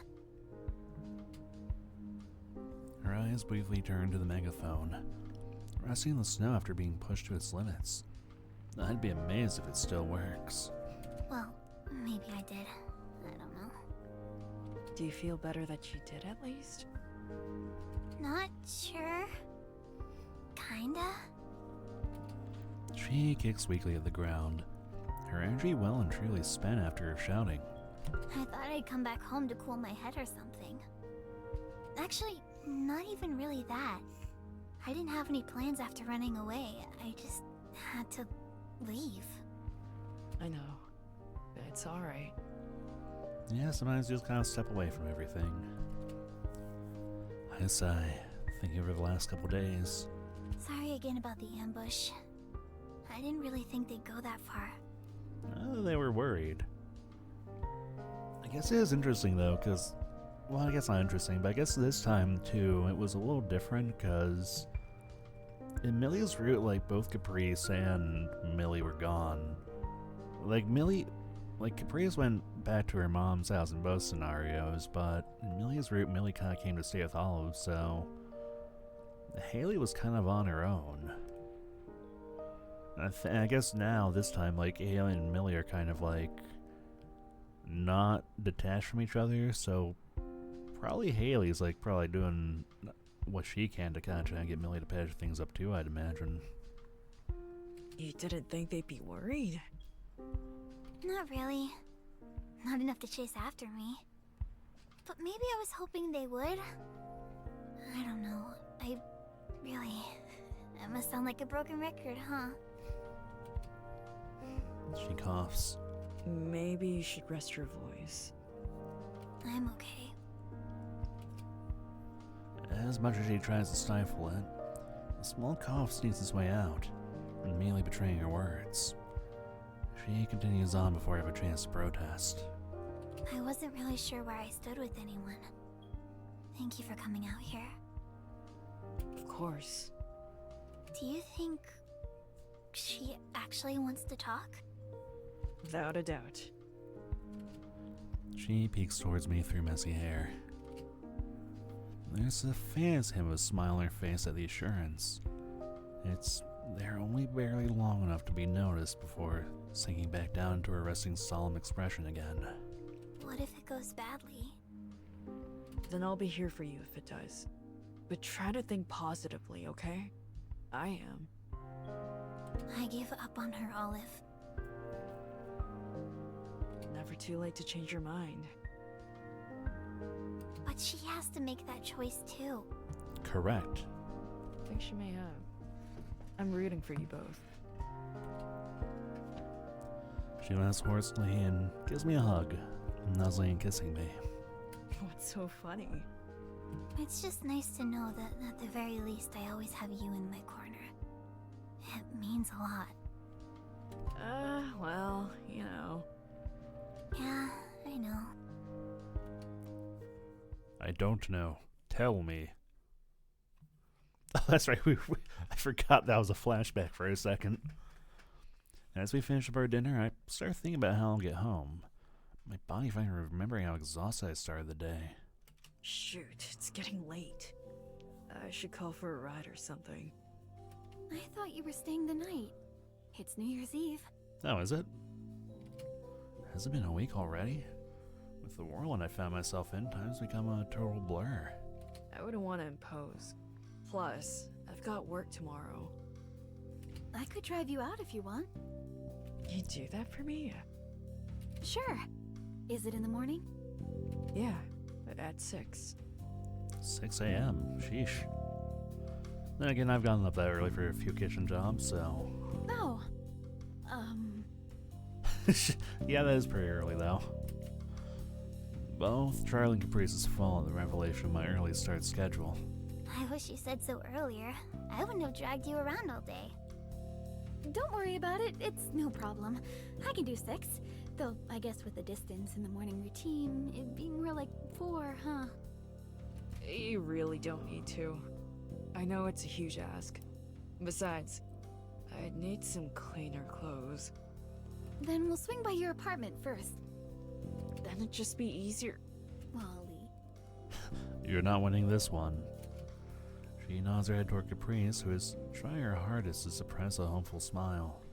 I was only supposed to help open, so maybe I can see if they'll accept a last-second call-in, actually. I'm sure they'll understand. New Year's is usually a lot calmer than Christmas is for us. Man, just look at Caprice just like shaking and just like kind of bobbing back and forth.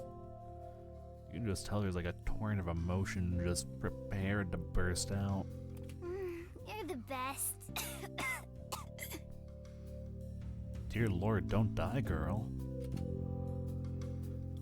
She chokes on excitement and starts coughing. Charlie worriedly rubs her back. You sure you're okay? Just had a lot to get off my chest. All good now. Caprice spends the rest of the day animatedly talking about this and that, previous New Year's celebrations, and her favorite memories. For the first time in what feels like a long time, Caprice is acting like Caprice again.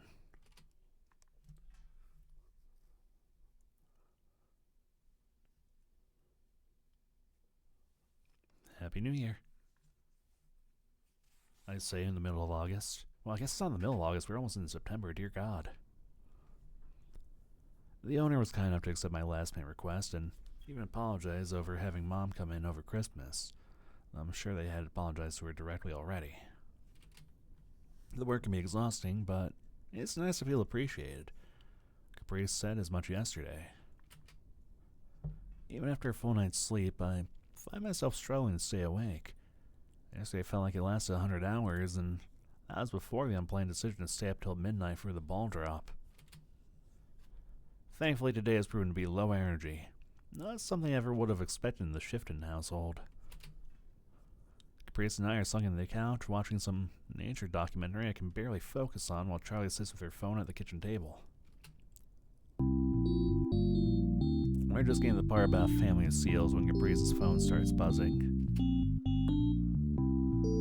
She takes it out of her pocket for habit and pauses when she sees who's calling. She glances towards me, a look of unease right plainly across her face. It's Haley. Oh. Oh, I'm going to answer it. Do it. okay. I'll be right here.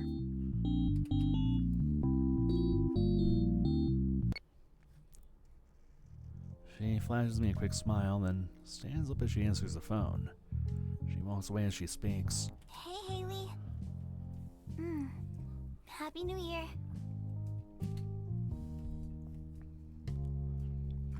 She glances back towards me and Charlie. I give her an understanding nod, and her mom mirrors the motion. Sure, I have a minute. Caprice disappears into her old room. Charlie approaches after a few seconds, arms crossed in a guarded way. I hope those girls can work it out. Me too. We all do, I think. Are you doing okay? Charlie blinks in surprise, looking caught off guard at the question. She quickly regains her composure by laughing it off. You don't need to worry about me, Olive. I appreciate the sentiment, though. It's still... I don't know. And again, it really drives home how detached Olive was from everyone in Millie's route, because in Millie's route, Olive would not have even thought to, check in on Charlie or Mike like that. Charlie is Gil. Charlie is getting married. Do not do that. We don't do that. We look at Charlie respectfully in this house. This really isn't my place to comment, is it? You basically raised her, right? Millie, I mean.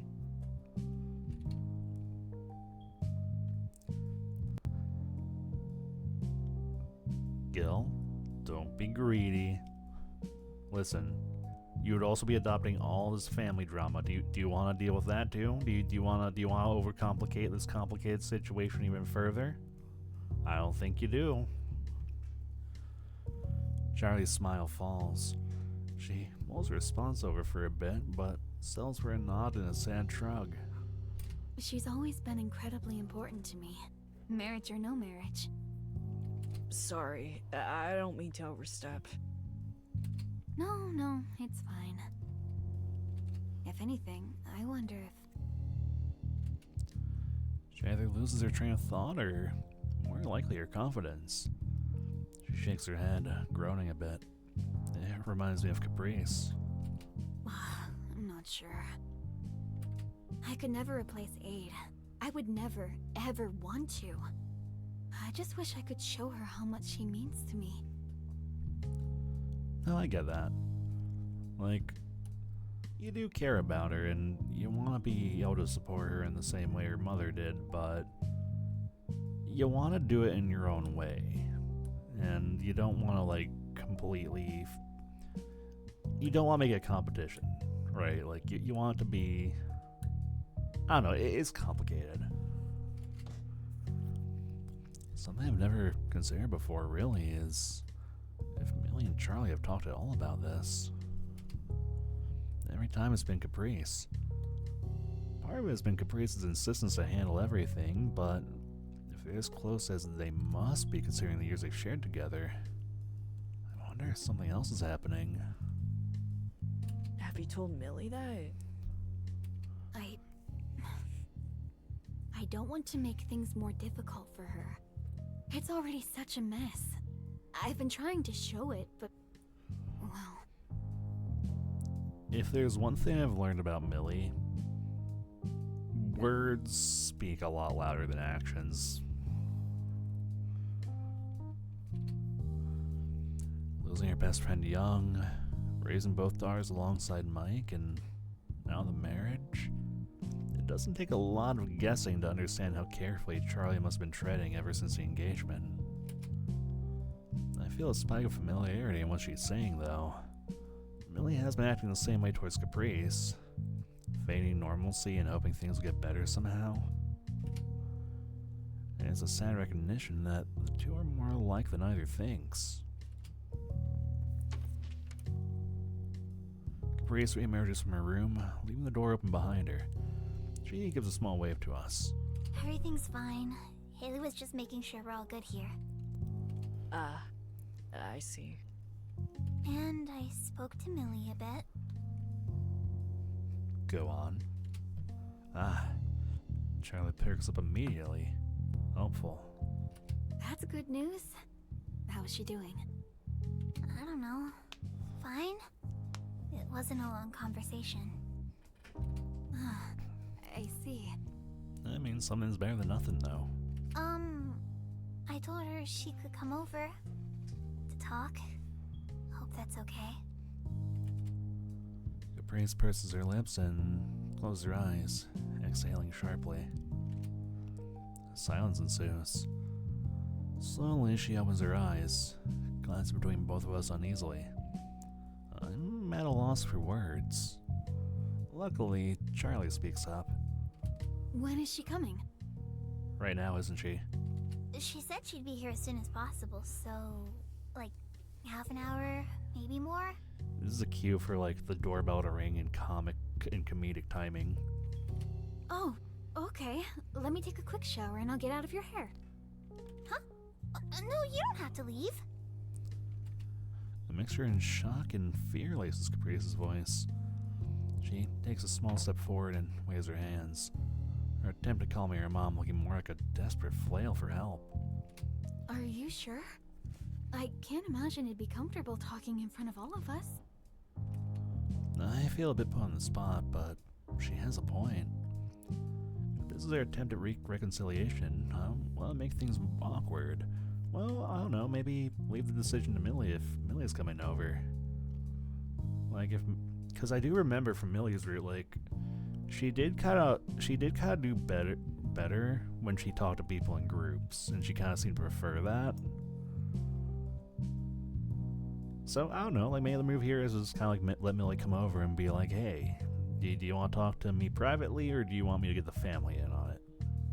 I think that's fair. What, do you think she's gonna feel outnumbered or something? As if by saying it out loud, Caprice realizes that's exactly what the concern is, and shakes her head even harder. We're not against her, right? We're all just doing our best. If she's gonna take this step, we should meet her in the middle. Her voice trembles. She grips her hands into fists, her speech just as much an attempt to steal her own resolve as ours. The only traces of the Caprice who gave up on her best friend are found in the cracks of her facade. The uncertain sigh, the glancing away, the fear that this talk will do more harm than good. For the most part, Caprice is doing what she does best, the very thing I fell for her for. Pushing it along even when it's difficult, because it's the right thing to do. The only difference is now she's now pushing herself. I take her hand in mine to reassure her she won't be doing it alone. Like I said, I'll be right here. Charlie gives an awkward pound on both of her arms, taking an extra second to look at her daughter with a soft expression. Of course, Caprice. I'll be here too.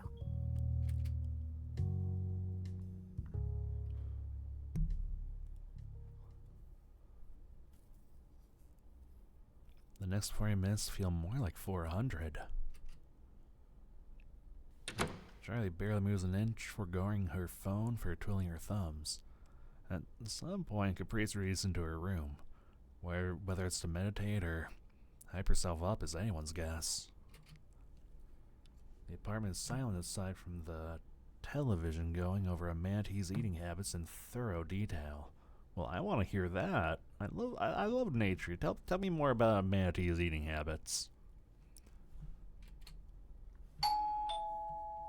And then a doorbell. The request so clear in my mind, I head towards the door and open to greet Millie. Oh. Oh. Hey, Millie. Happy New Year. Happy New Year, Olive. I didn't expect to see you here. What a weird sense of deja vu.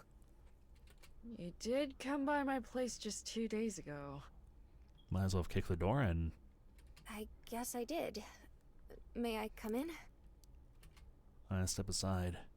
Millie's hair is a bit unkempt, and she takes the opportunity as she walks past to try to smooth it out. She must have rushed here. Hello, Millie. Happy New Year. Happy New Year, Charlie. Okay. I know we've come on the voice acting here, but like here and there, but that I do love like that uncertainty of it where it's like you can tell that Millie's nervous but still trying to be like friendly about it. Flicker passes through Charlie's face at the greeting. Her smile softens to a warmer, easier one. Is Caprice in? I called her a bit ago. She said it was fine if I... Oh, aren't you looking gloomy? Millie trails off as Caprice exits her room, looking far more nervous than she did barely half an hour ago.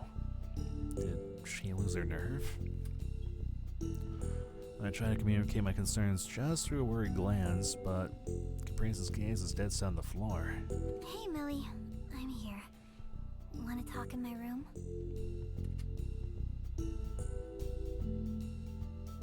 Millie's shoulders relax at seeing her, and she gives a small nod. As she walks over, Caprice looks up towards me for just a moment before continuing. Ollie can come too, right? Oh. I don't know. I was kind of hoping it would be just us two. I mean, that's fair. I need them there. Caprice, it's okay. Please, Ollie? Both me and Millie exchange a look. I'm not sure what support I could provide exactly.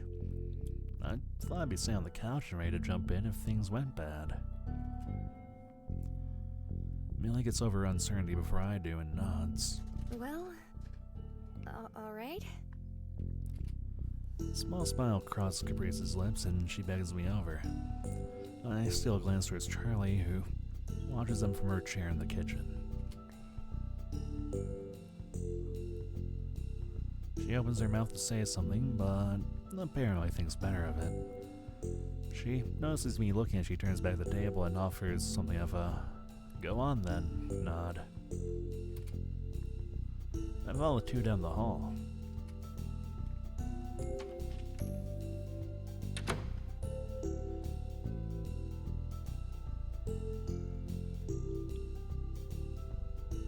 I find a spot near her desk to sit, sort of half sitting on the desk and half leaning on it. Ugh. At the very least, it's out of the way compared to how the other two are. Millie stands nearby the door, while Caprice sits on the bed, legs crossed. I have to wait long for one of them to speak up, but to my surprise, it's Millie who starts the conversation. I forgot how small your room is. You've really got to get a head start on moving, huh? I guess so. Millie smiles fades into a look of resignation. Obviously the small talk won't go anywhere. Better to get it over with. I've been calling you and texting. I was worried about you, you know? Yeah, I know. I'm sorry, I just... She rocks a bit back, trying to figure out how to continue. When she does, her voice is a bit stronger than before. I was really mad. It's a simple statement of fact. The anger she's referring to isn't present in her voice, at least not right now. You could have told me, though. I would have given you space. Millie tilts her head, a smile plays on her lips, as if she's trying to play along, but eventually her emotions settle on confused. Are you... is that funny to you? Yeah, kind of. The energy in the room shifts. Caprice looks away, a mix of frustration and hurt causing her to bite her lip. Can you explain the joke for me? I don't get it. That's the exact thing I was afraid of, you know? Like, I didn't really need to give you a reason to avoid me, except the one time you want to talk? That's not fair, Caprice. Maybe it isn't. But do you know how much it sucks to feel like you want nothing to do with me? I'm sorry, okay? What do you want me to do? I'm not perfect. I'm not either. I just don't know when to talk to you, or leave you alone, or if you even care if I'm around sometimes. What? Of course I care. Funny way of showing it. Ever since the engagement, you've been acting like I'm a poison or something. It's not you, Caprice. It's the whole situation. Please explain the difference, cause you've been pretty actively avoiding me specifically for months now. It's like I've been banging my head against a wall trying to explain this to you. Well, try harder. Every time I think I understand, it's like you move the goalpost just to justify staying upset. Do you think I enjoy it? Do you think this is fulfilling to me? This doesn't seem to be going well. Look at it this way. Every single time I say anything is wrong at all, you try to fix it. What's so wrong with trying to make you feel better? Why do you hate it so much when I try to help?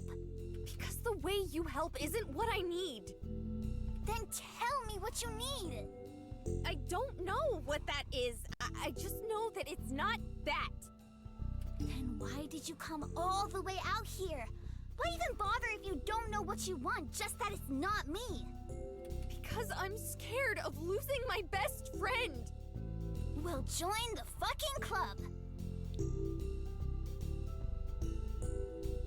I think this is the first time I've heard a swear out of Caprice. A knock interrupts the two's rising argument, firm but evenly paced. Without waiting for a response, which is probably for the best, as both Caprice and Millie stand there frozen, Charlie creaks open the door. I'm sorry.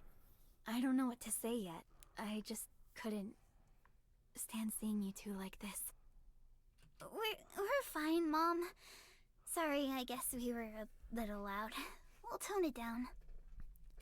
The last thing I'm worried about is our neighbors, Caprice. True, you are jumping ship here pretty soon. Caprice's face falls to stare down the floor, just for a moment. Her eyes find their way towards me, meeting my gaze with guilt. I'm sorry, I shouldn't have come. No, Millie, please. That's not it at all. Charlie gives a long sigh. She looks over the room, taking the state of things. Caprice is somewhat curled up on the bed. Millie's hands are balled into a tight grip, and I'm still off to the side, attempting to give as much space as I can. Are you comfortable standing? Oh,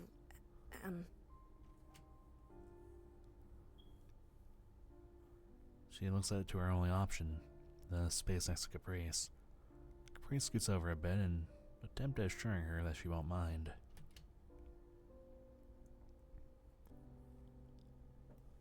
Awkwardly, Millie sits on the very edge of the bed. Charlie takes her spot in the middle of the room. Olive, do you remember what you asked me a bit ago? If you were okay. Well, that, but I meant what came after. If I had spoken to Millie about what I was feeling. Caprice turns to look at me directly now, all interest trained on me. I willed under the attention. Ah, I remember, yeah. I've been sitting out there thinking. I'm in my 40s, hiding out in my kitchen, while two little girls I'm supposed to protect are arguing. It seems a little silly when I think about it like that. Millie, please understand when I say... She wavers in her confidence. Taking a deep breath, she begins again, but not before she takes a step forward. I love you both with all of my heart. I am so sorry that I haven't reached out to you when I should have. I am so, truly deeply sorry I have failed to show you that all this time. I wanted to move forward together, but I was afraid. You deserve better. But even still, if I could undo everything, I'd do it in a heartbeat. I'd never be able to look at myself in the mirror again if you two cut each other out of your lives. It'd break my heart like nothing else. So I understand if your feelings haven't changed. I'd understand if they never change. But please, please, don't hold anything against Caprice. I'd never. She takes a sigh. Millie shifts, gazing downwards at her hands. I don't need you to convince me we're a family. I know that, and I never wanted you to call off the wedding. I need you all to understand it's still different for me, you know? I don't.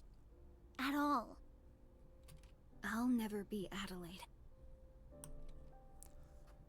Millie traces the ridges and folds of her braid, nodding slightly. Yeah, you won't. But she's still... Charlie places a hand on Caprice's leg, shaking her head. She turns to Millie after. Your mom was the brightest, most loving woman I've ever had the privilege of knowing. You were her everything. I wish every single day she could be here to see the amazing woman you've grown to become. I'm so grateful I got the chance to be part of your life growing up. Nothing will ever take that away. Mike and I love each other, but I could never replace her for him. And that's fine, I wouldn't want to. He'll never replace her for me either. No one wants to forget her. We never could, even if we wanted to. The bits and pieces that get lost to time can't erase how much she means to us. How much of our hearts we lost when she passed. In the short time I've known her, Charlie has always been more mellow and reserved than Caprice. But it was impossible to really comprehend the weight she's been carrying around this entire time. I can't see her expression well from where I am, but suddenly, Millie stands up from the bed. She's trembling. Shock and fear quickly wash over Charlie's face at the motion. I can only guess how many worries are shooting through her mind over what she said or didn't say right. Millie takes a breath. I'm sorry, too. Oh. Her voice cracks. Charlie reaches out and pulls her into a hug as Millie begins to cry.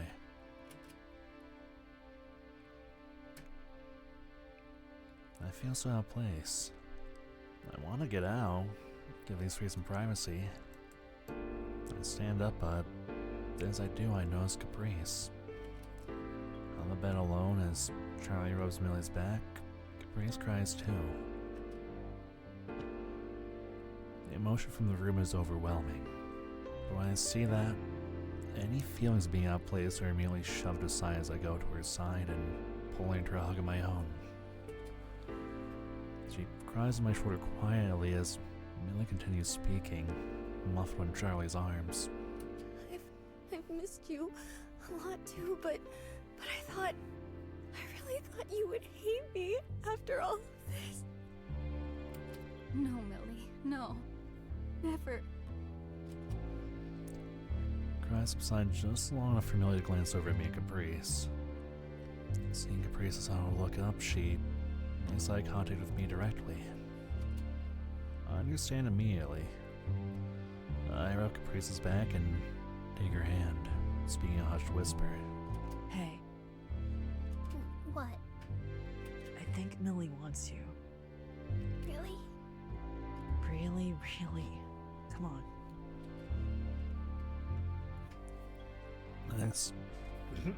Excuse me. I stand up, offering Caprice myself as support to lean on as she lifts off the bed. She leans on me for the 3 steps it takes to reach her family. Caprice, I don't remember her. Not really, and I'm sorry I don't because maybe I could understand you better. But I care about you. I didn't mean to... I mean, I was trying to cheer you up. That's all. I wanted you to be happy. I didn't do it the right way, but that's why. I tried everything, thinking maybe the next thing would magically solve all our problems. I thought if you could just be as excited about the wedding as I am, we wouldn't need to fight anymore. I'm sorry.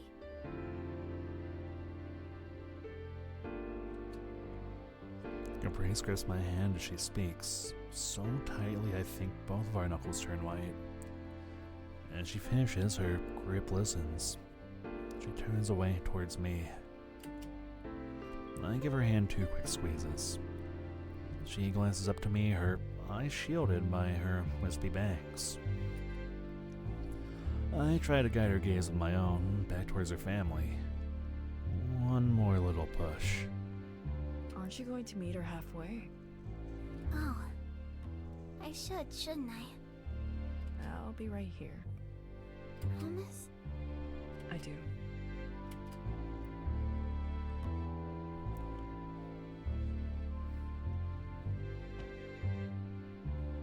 Aww. Caprice manages a small smile at that. She lets go my hand, takes one more step, goes the full distance, riding to Millie and Charlie, wrapping her arms around them. Any semblance of composure quickly falls away as the three collapse into a hug. The three cry, but there's a lightness to it. A love strong enough that makes them all laugh just a little at how tightly they're holding each other. Caprice, I'm sorry. No, I don't want to hear it. But I know already, okay? I know. Millie sighs, but holds her sister tighter all the same. It's more clear now than ever. My place is besides Caprice, but this moment is wholly theirs. All I can do is wipe my eyes and do my best to burn this image into my mind of Charlie and her children.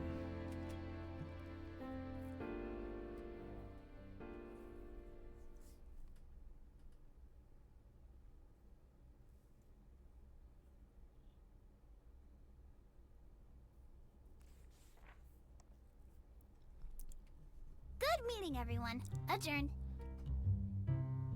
Hi, Caprice. Thank you for the emotional whiplash. And with that, the Friends Club Art Club meeting of the fall semester concludes. It was as if the winter break never even happened. No one missing a beat in their usual routine. This is gonna be our last semester as a club, so we have a lot of ground to cover and not a lot of time to do it. Let's make it one to remember. You're the boss, boss. It feels like it's been forever since we've had a day like this. It's hard to believe that for a few months it's felt normal. I can only hope it lasts, even if the clock is already ticking down. Sounds to me like it's not time to end the meeting yet. Eileen, what's wrong?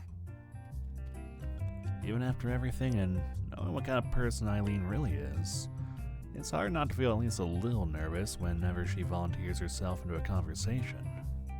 Like Caprice said, we only have a semester left before we're locked out of this room. We're going to need to settle on a new meeting spot if the club's going to continue afterward. The room falls into stunned silence.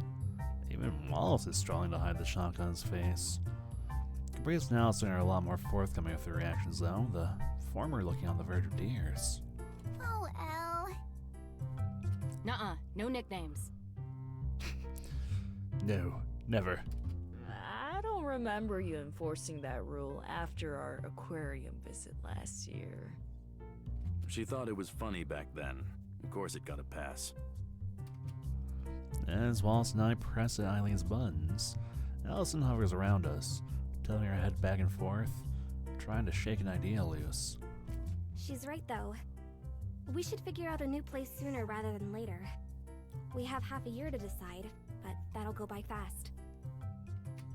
I'm sure the diner wouldn't mind housing us during slow periods or after hours. Mom would love to see everyone. You think so? Her face lights up the way it used to, immediate and radiant. The old owner put comfort and community at the top of her priorities when running things. I think our little club would fit in perfectly with her idea of the place. Sounds like all our problems have been solved then. Not until we can get actual confirmation. Talk to your management ASAP. Yes, ma'am. Okay, in that case, the meeting is now adjourned. For real this time. Eileen and Allison are the first to say their goodbyes, leaving hand in hand. Wallace is ready soon after, sliding his laptop safely away in his bag. He pats me on the shoulder as he walks past on his way to the door. Looks like we'll be doing this song and dance for a while yet. We absolutely will, my awkward homie. See you there once the Bell House meetings start up? Naturally. Never a man of few words, but those are the only ones I needed to hear. We're both content to leave the conversation there, so I give him a half-hearted wave as he goes to make his exit. Hey, Wallace? And he stops, shoulders shooting up ever so slightly before slumping down again. With all the reluctance in the world, he turns back to face Caprice. Thanks for sticking around. He relaxes at her harmless gratitude. Of course. He turns to face the door again.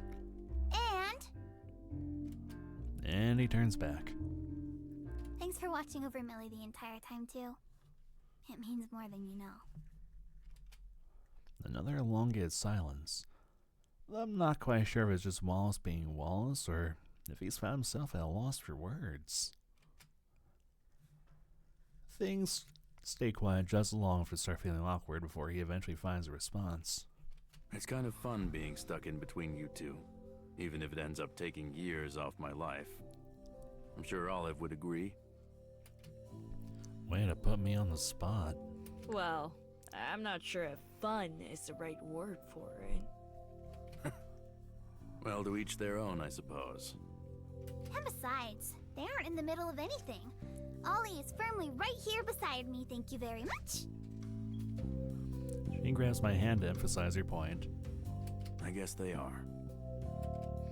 With a small smile, he spins around to face the door one last time.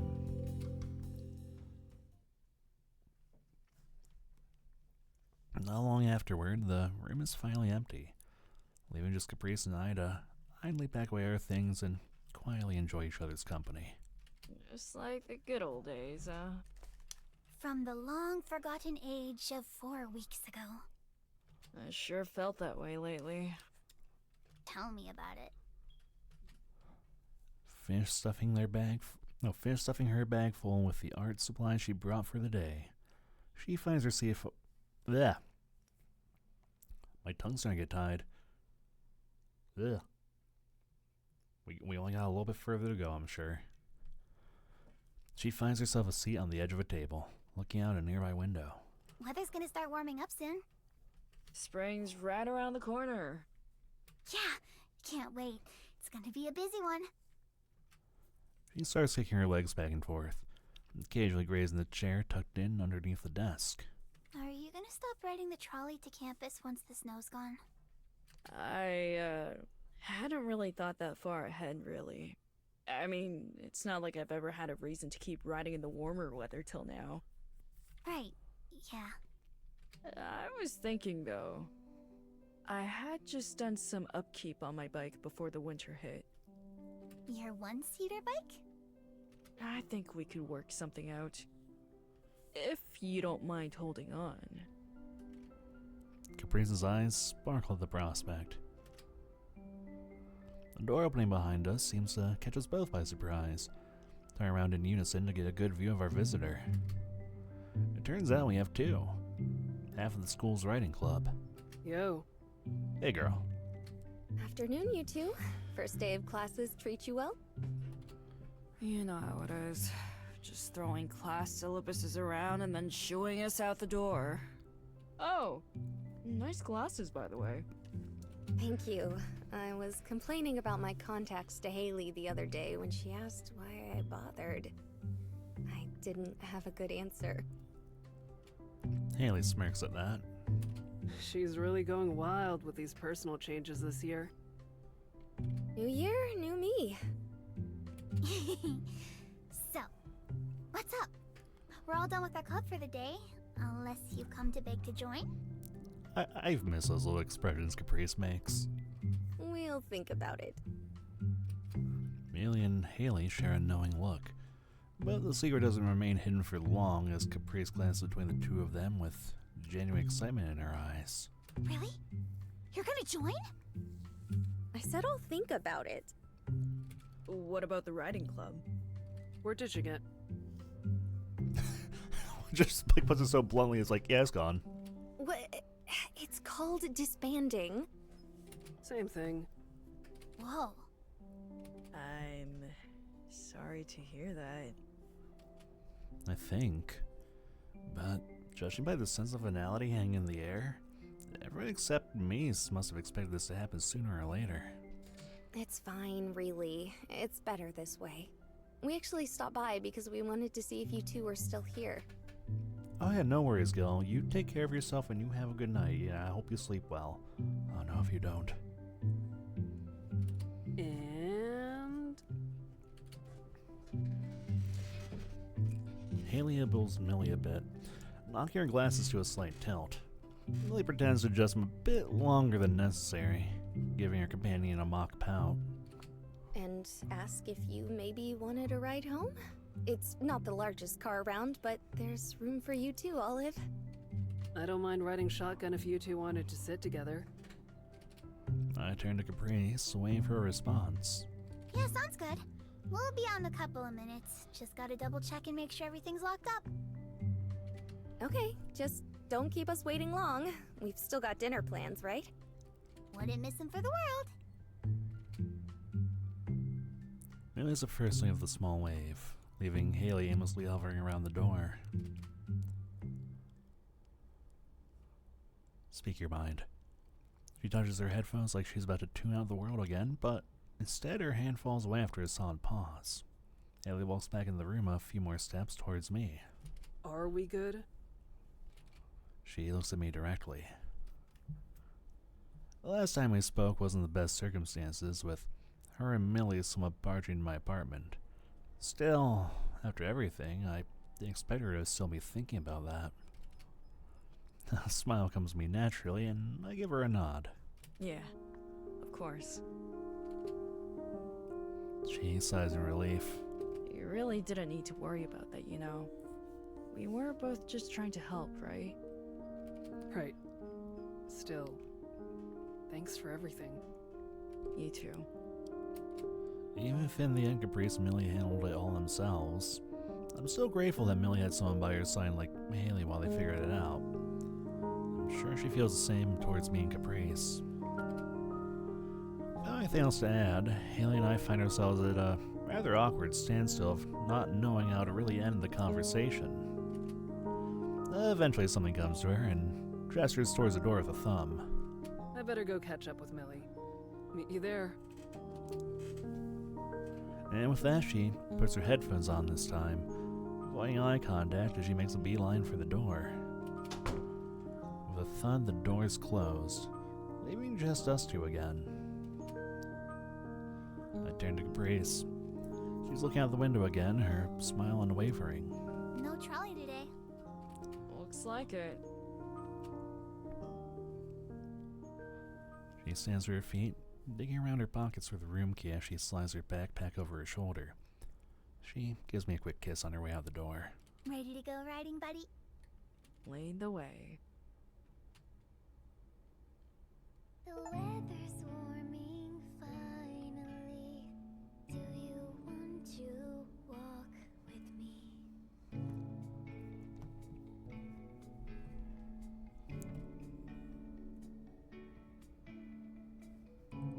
It feels like it's been a while since I've seen us really smile.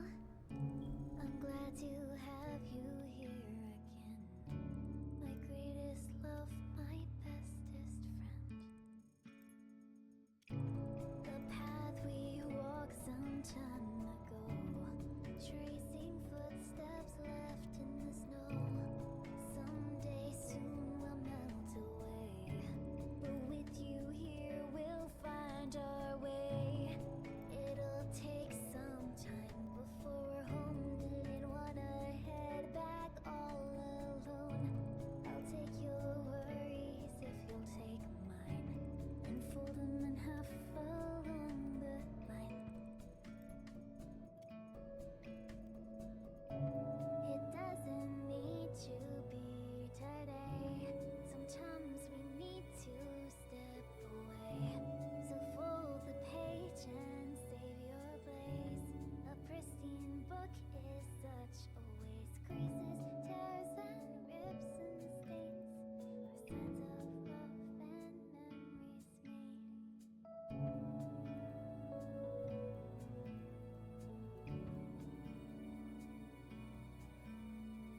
Winter's dragged on forever. Let's make spring last while we're together.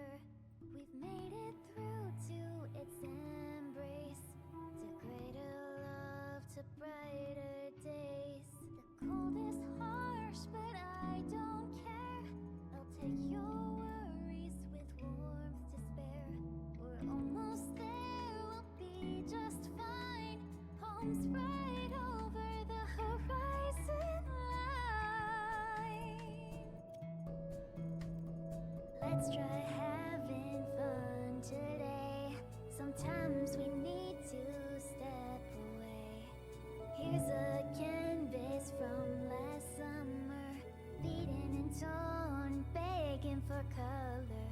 Creases, tears, and rips and stains are signs of love and memories made.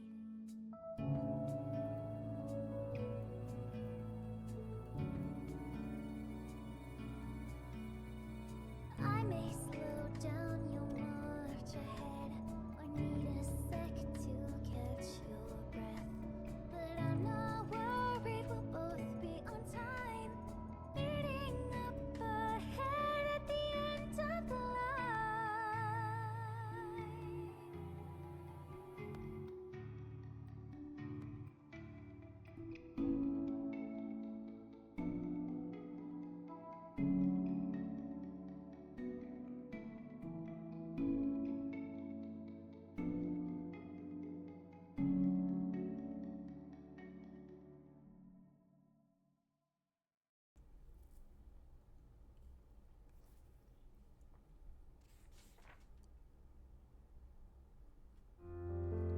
Following a long, cold winter, the trees had finally begun to regain their green.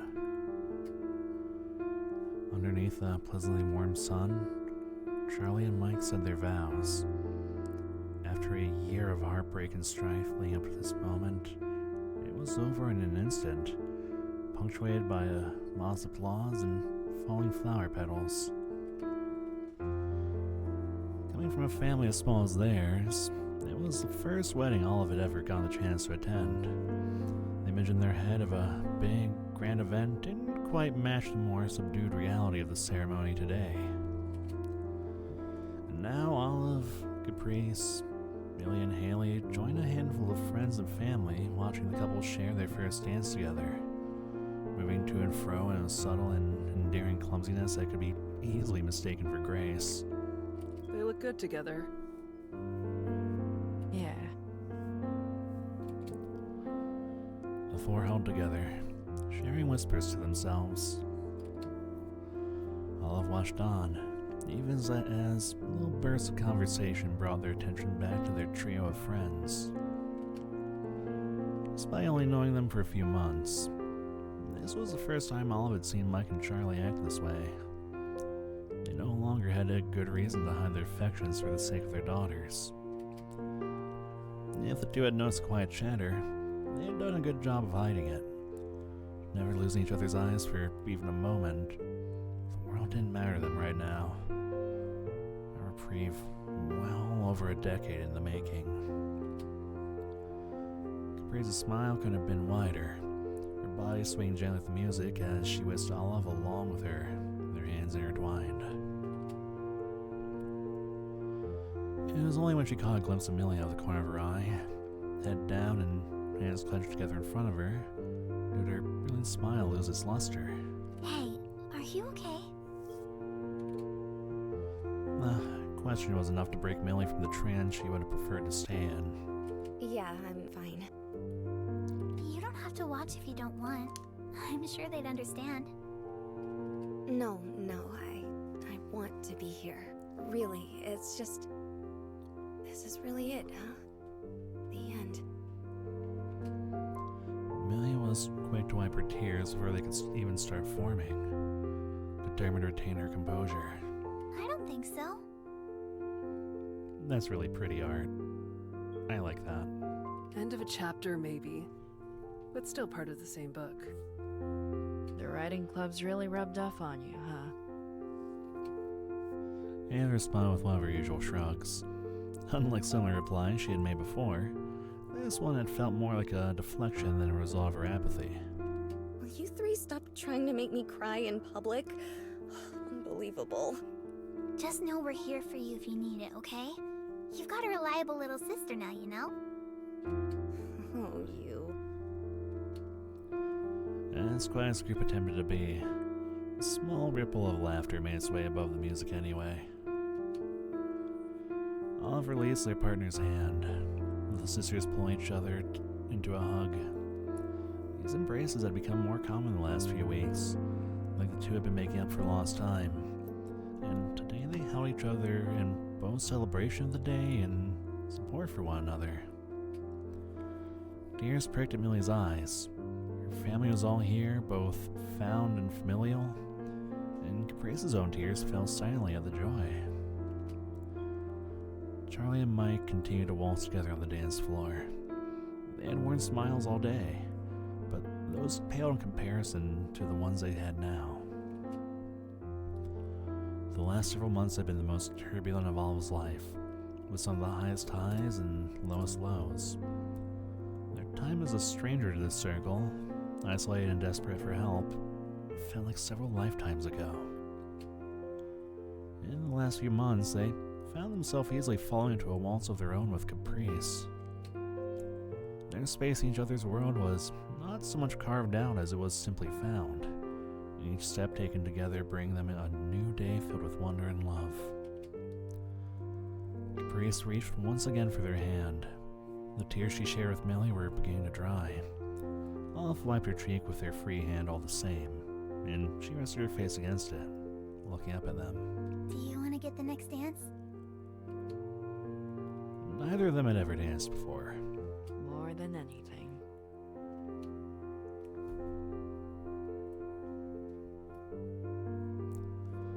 After endless cold and cloudy days, the start of a new chapter was penned underneath the pristine blue sky. Two women started the day as friends, and ended as sisters. Separate yet undeniably together, their stories were written on opposite sides of the same piece of paper.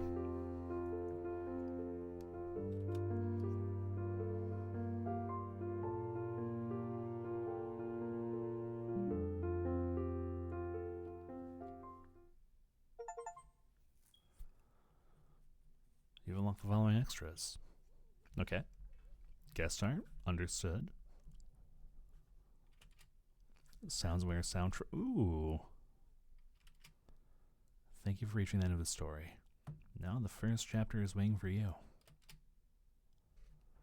The visual novel Purple Circle is now available. Exit within the unlock screen. Oh. Oh, that's a new menu. Oh, I changed the music too. Wait. Oh, that's sweet. It's no longer just Olive. It's the entire little family. And they even have their own representative flowers. I like that. Alright, complete perfect circle. So... So how... Oh, just start. How long is that? I wonder.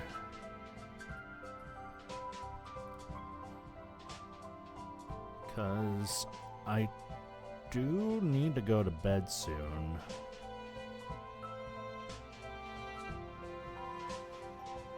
Oh, but I'm curious.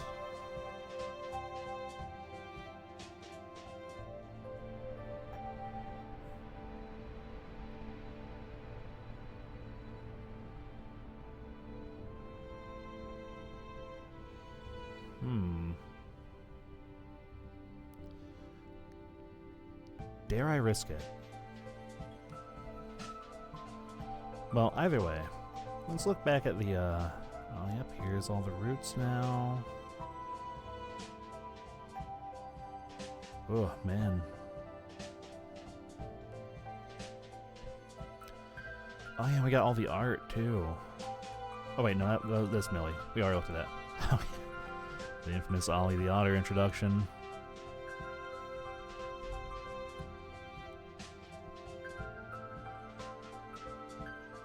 That was a cute little moment.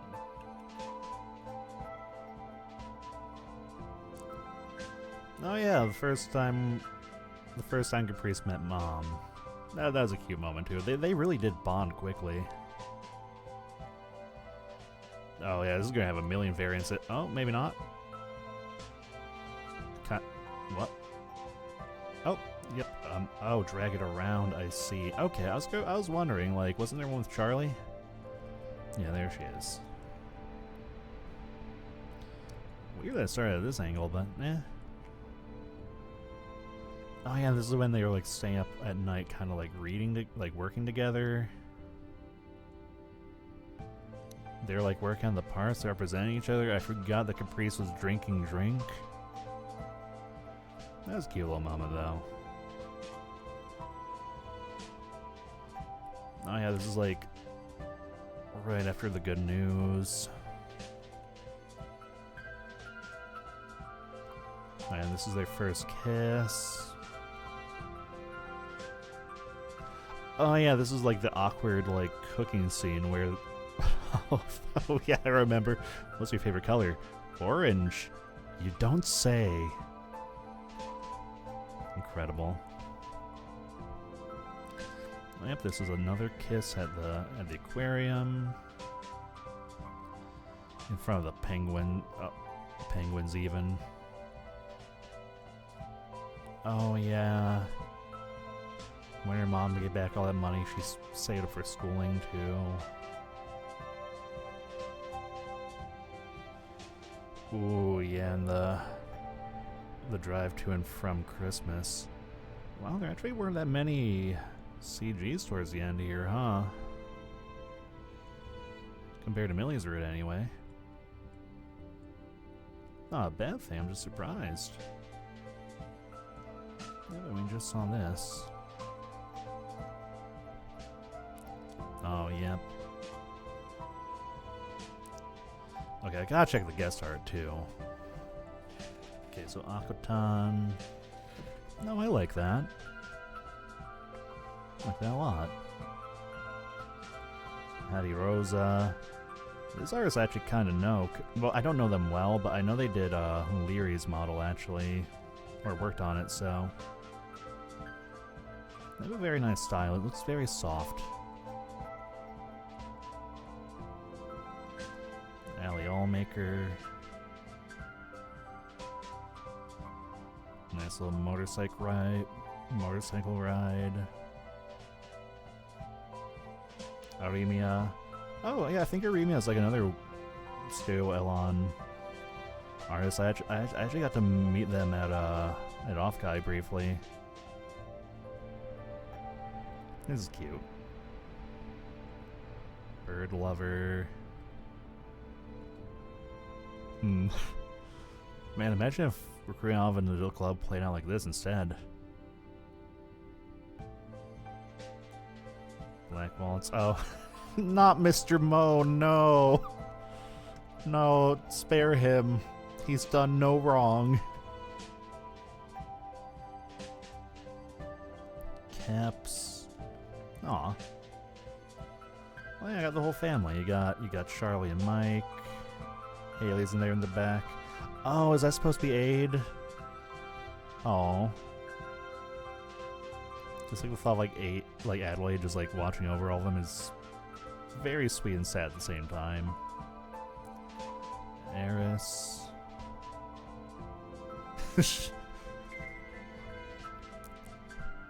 Don't be late, almost there. I see you. Loveland Isle. Aw.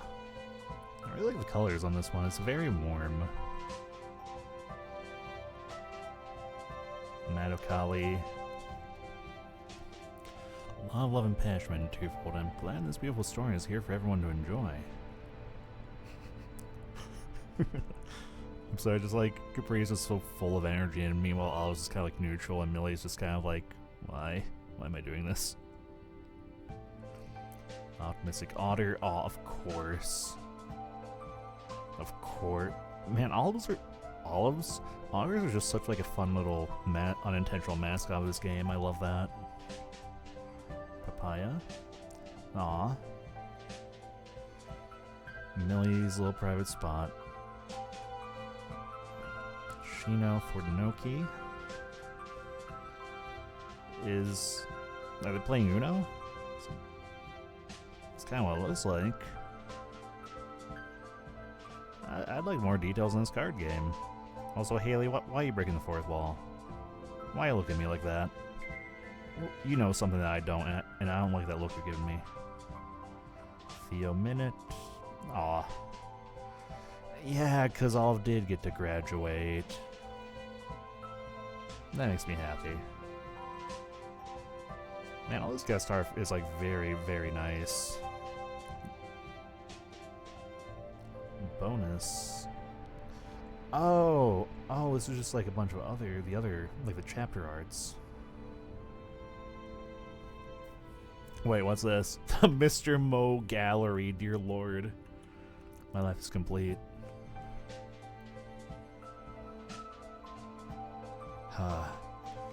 Okay, so I do need to go to bed soon, but I'm really curious about Perfect Circle.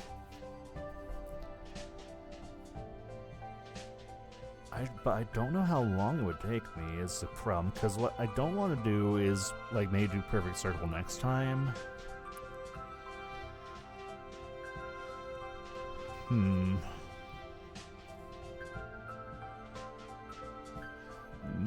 Mayhaps. You know what? I'll check it out. Some time ago. Several years ago, another story was written. Content warnings can be found by clicking exclamation on the top bar. Navigate by clicking the arrows on the top bar and using your arrow keys. Oh? Okay, what's this? Perfect Circle contains potentially uncomfortable content. Please read at your own pace. Click to reveal explicit warnings for the current scene. Oh. Always love you. I want this to help you remember that. But when I'm gone, you won't ever be alone. Take care.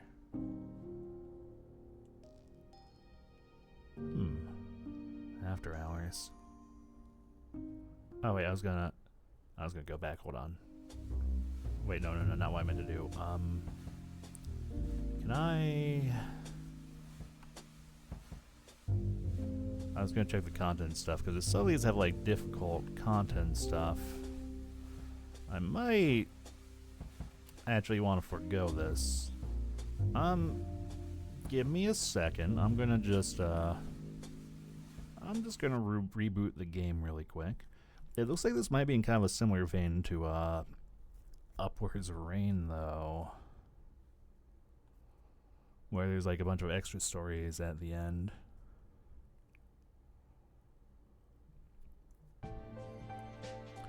Oh, and it even starts with the new music. I love that. Okay, but yeah, let's go back. Because, admittedly, I was thinking of playing a Tithe and Blood on stream, but after watching Leary play a little bit of it, I can tell that might be a little too much for me. So I'm going to check kind of the content warnings on a few of these, just to kind of make sure it's not anything that I might be pushing myself to do on stream. Pregnancy. Oh. It's not uncomfortable subject for me unless it's like unwanted pregnancy or something. Alright, it's good and I'll make sure you take care of yourself too, okay? Two halves. The first time your dad cooks something for me, accidentally set off a fire alarm. I'll tell you a secret. He sings broccoli and everything. See his junior body eat vegetables. Pregnancy. I don't think anyone. Oh, wait. These are like all the parents, isn't it? I don't think anyone leaves wishing they'd spent less time with loved ones. This has always been special for me for that very reason. Okay, pregnancy again. Make lots of art. Save as much of it as you can, and never lose a spark of yours to create. Art, writing, doesn't matter as long as it's just your voice. Okay, no content warnings here. There'll be good days and bad days. All the good days close, and cherish each and every sunrise. Death, mortality. Oh, right, because of the journal Millie had. Page 75. Making hard decisions. Surround yourself with love. It's a lot easier to make the right choices for yourself if you have support. Implied emotional abuse. Okay, that one definitely would be a bit much for me, because that does hit a little close to home. Unbroken, it gets better. Death, mortality.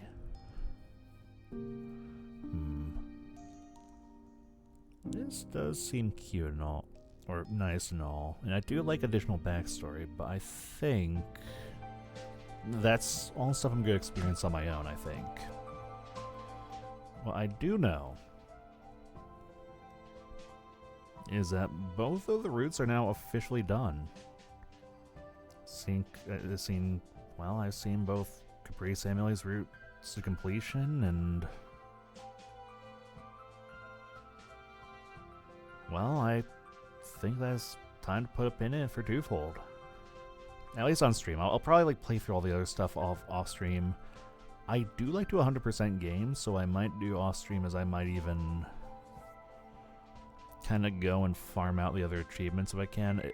Looking over them, they don't seem to be too difficult, because it kind of seems like whenever you reach one of the crossroads with one of the other club members, you can kind of follow them along. So I'll probably just do a quick run through of the other route of both the routes, just to kind of befriend, so to speak, everyone else. But yeah, overall though, I liked it a lot. Definitely very grounded in a lot of reality, but not in a bad way, because it really does kind of make you think about like people's relationships, and not just how like people can kind of experience their own relationships, but how those relationships can kind of influence and affect those around them. And I genuinely think that's kind of best expressed through Olive, because did Millie's route first, and Millie's route very, very much kind of showcased that Millie does kind of isolate a lot, and it's not healthy. And Millie does eventually admit to that, but it's only after like things kind of got to a really bad point. And it reflects in Olive too, because Olive ultimately doesn't really connect with people on the same level as they do with Caprice's route. Like, there are other people in the club, but a lot of the time Olive kind of... It kind of acts like a bit of a slog for Olive to reach out to them. Whereas in Caprice's route, like, Olive does kind of have, like, that initial awkwardness, but it definitely felt like by the end of Caprice's route, Olive was, like, chill with everyone in the club. It wasn't just like Millie's route where it was ultimately just like kind of like Darren outside of Millie that Olive was chill with. And even then, that was kind of like an awkward relationship, like friendship at Eat too. But in stark contrast to also just the interactions with their parents, because like just seeing how Mike and even Charlie didn't come into the picture for so long in Millie's route. Especially Charlie. Like, I think the first time Olive meets Charlie in Millie's route is Christmas, and it kind of sucks to see how much of Olive's perspective of Charlie is kind of poisoned by Millie's perspective of the situation, because I think Olive even outright says they were expecting to meet someone a lot more volatile and negative. Which is absolutely not the case, but Olive didn't know that. Whereas in Caprice's route, you meet both the parents pretty early on, and it's overall a pretty healthy and stable relationship. Like, Olive actually kind of bonds with the parents, which even shows at the end of Caprice's route. Like, Charlie is very open and welcoming of Olive, and even willing to open up a little bit in front of them. And I think that's kind of like what I like about the most, is just kind of like, it makes you think about how these relationships, not just our relationships with a person affects them, but how our relationship with that person could influence the relationships around them. And at the end of the day, everyone kind of does still wind up banding together and befriending each other in the end with both routes. But I don't know, it's just very interesting to think about. And just kind of seeing Olive grow in different ways in both routes. Like, in both cases, Olive kind of starts off as, well, for like a better term, kind of a doomer. Very negative, not too optimistic. But you kind of jump over to Caprice's route, and, you know, a lot of Caprice's optimism and positivity rubs off on Olive. It's really, really just heartwarming to see that Olive kind of takes that firmer approach of wanting to be more present, wanting to do more, not being as passive, and just trying to like do what they can to step up and be a more supportive like partner, not just to Caprice, but to like a lot of Caprice's friends. Because another thing that really stuck out to me too was just like, you barely see Caprice and Millie's route. Like, I think Caprice shows up maybe once, maybe twice in Millie's route before like the end of the story, or route rather. But Millie, on the other hand, is just like constantly around in Caprice's route. There's just constant runs with her. Olive actually goes out of their way to check on Millie. And a couple times, and it just really shows that, I don't know, I think between the two routes, I think I like Caprice's better. I felt like overall had a lot more of an impact on Olive. I still think they're both good. I will say, first impressions, I liked Millie more at first. My opinion of her has kind of gone down. I like Caprice less at first. My opinion of her definitely went up. I still like them both. I think they both have their own different flaws. Because I think the one thing I did take away from Millie's route that I do kind of agree with, Caprice definitely was trying a little too hard to fix things at the end of the day, I feel. And sometimes you don't really need to worry about fixing something that doesn't need to be fixed. Sometimes the best thing to do is just be supportive and kind of let someone work their way through their own feelings. But yeah, overall, I actually like this one a lot, and I'm pretty sad to see it go. And like I said, I'll probably do everything else off stream, like all the additional little paths or side character paths and looking over Perfect Circle. If it weren't like how many? 1, 2, 3, 4, 5, 6, 7 stories. I would maybe do that on stream today, but like I said, I gotta go to bed. And I don't think there's enough there for me to really justify another full-on stream of Perfect Circle, I'm afraid. But I'm still gonna do it. I live for like little side stories, stuff like that. But I think the time is more than good to close the book on this one. Overall, I was actually kind of excited to check out this game because I heard good things, and I'm pretty glad to see that my excitement wasn't misplaced. I enjoyed this one a lot.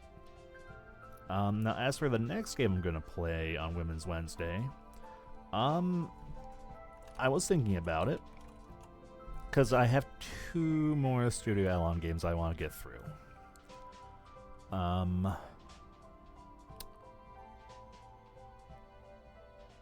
The one I was thinking of next is Highway Blossoms. Apparently it's kind of like, seems like a little bit more of a lighthearted one. At least at a glance. I could be horrifically painfully wrong. It's probably emotionally destructive and will absolutely destroy every fiber of my being. But it kind of seems to be like all about like a road trip. And you know, after the emotional trip that we went on with this one, I'm kind of okay taking a little bit more of a chill trip, you know? So I think Highway Blossoms might be the next one. I also do have Please Be Happy, which everyone and their mother have told me to play that one. I don't doubt it's good after playing this. I'm sure Please Be Happy is incredibly good. There's probably a reason why it's like one of the more like, I don't want to say like hyped up titles because I feel it's disrespectful to say it that way, but definitely one of the more encouraged pieces of reading, so to speak. Actually, looking over my friends list, I actually have a friend who played Highway Blossoms. Let me see if I can find their playtime on that, because that might give me a good indicator of how long that game is. I'm admittedly a little curious.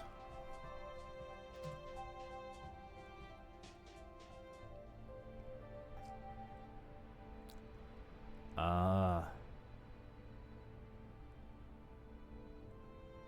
4 minutes. That... Huh?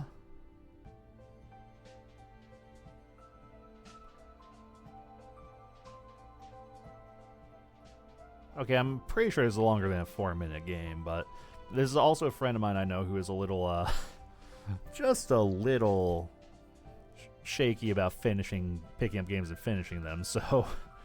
But yeah, next week, for Women's Wednesday, we'll play Highway Blossoms.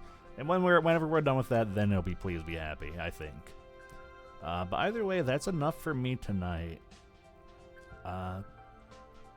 It is a little late. I don't really see anyone feel like raiding. I did raid Big Ham just yesterday, so I don't want to harass him again.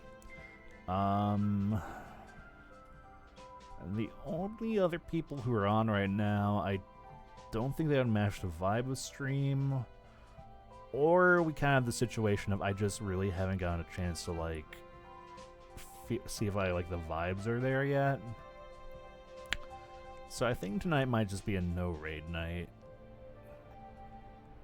Yeah, I think tonight's a no raid night. But regardless, I do appreciate everybody who stopped in and said hi or lurked. I do appreciate the lurkers too, even if you don't say hi. I'd like if you said hi, but I understand. But that being said, have a good day, have a good night, whatever time zone you're in, and I'll see ya when I see ya. Okay? Okay. Goodbye.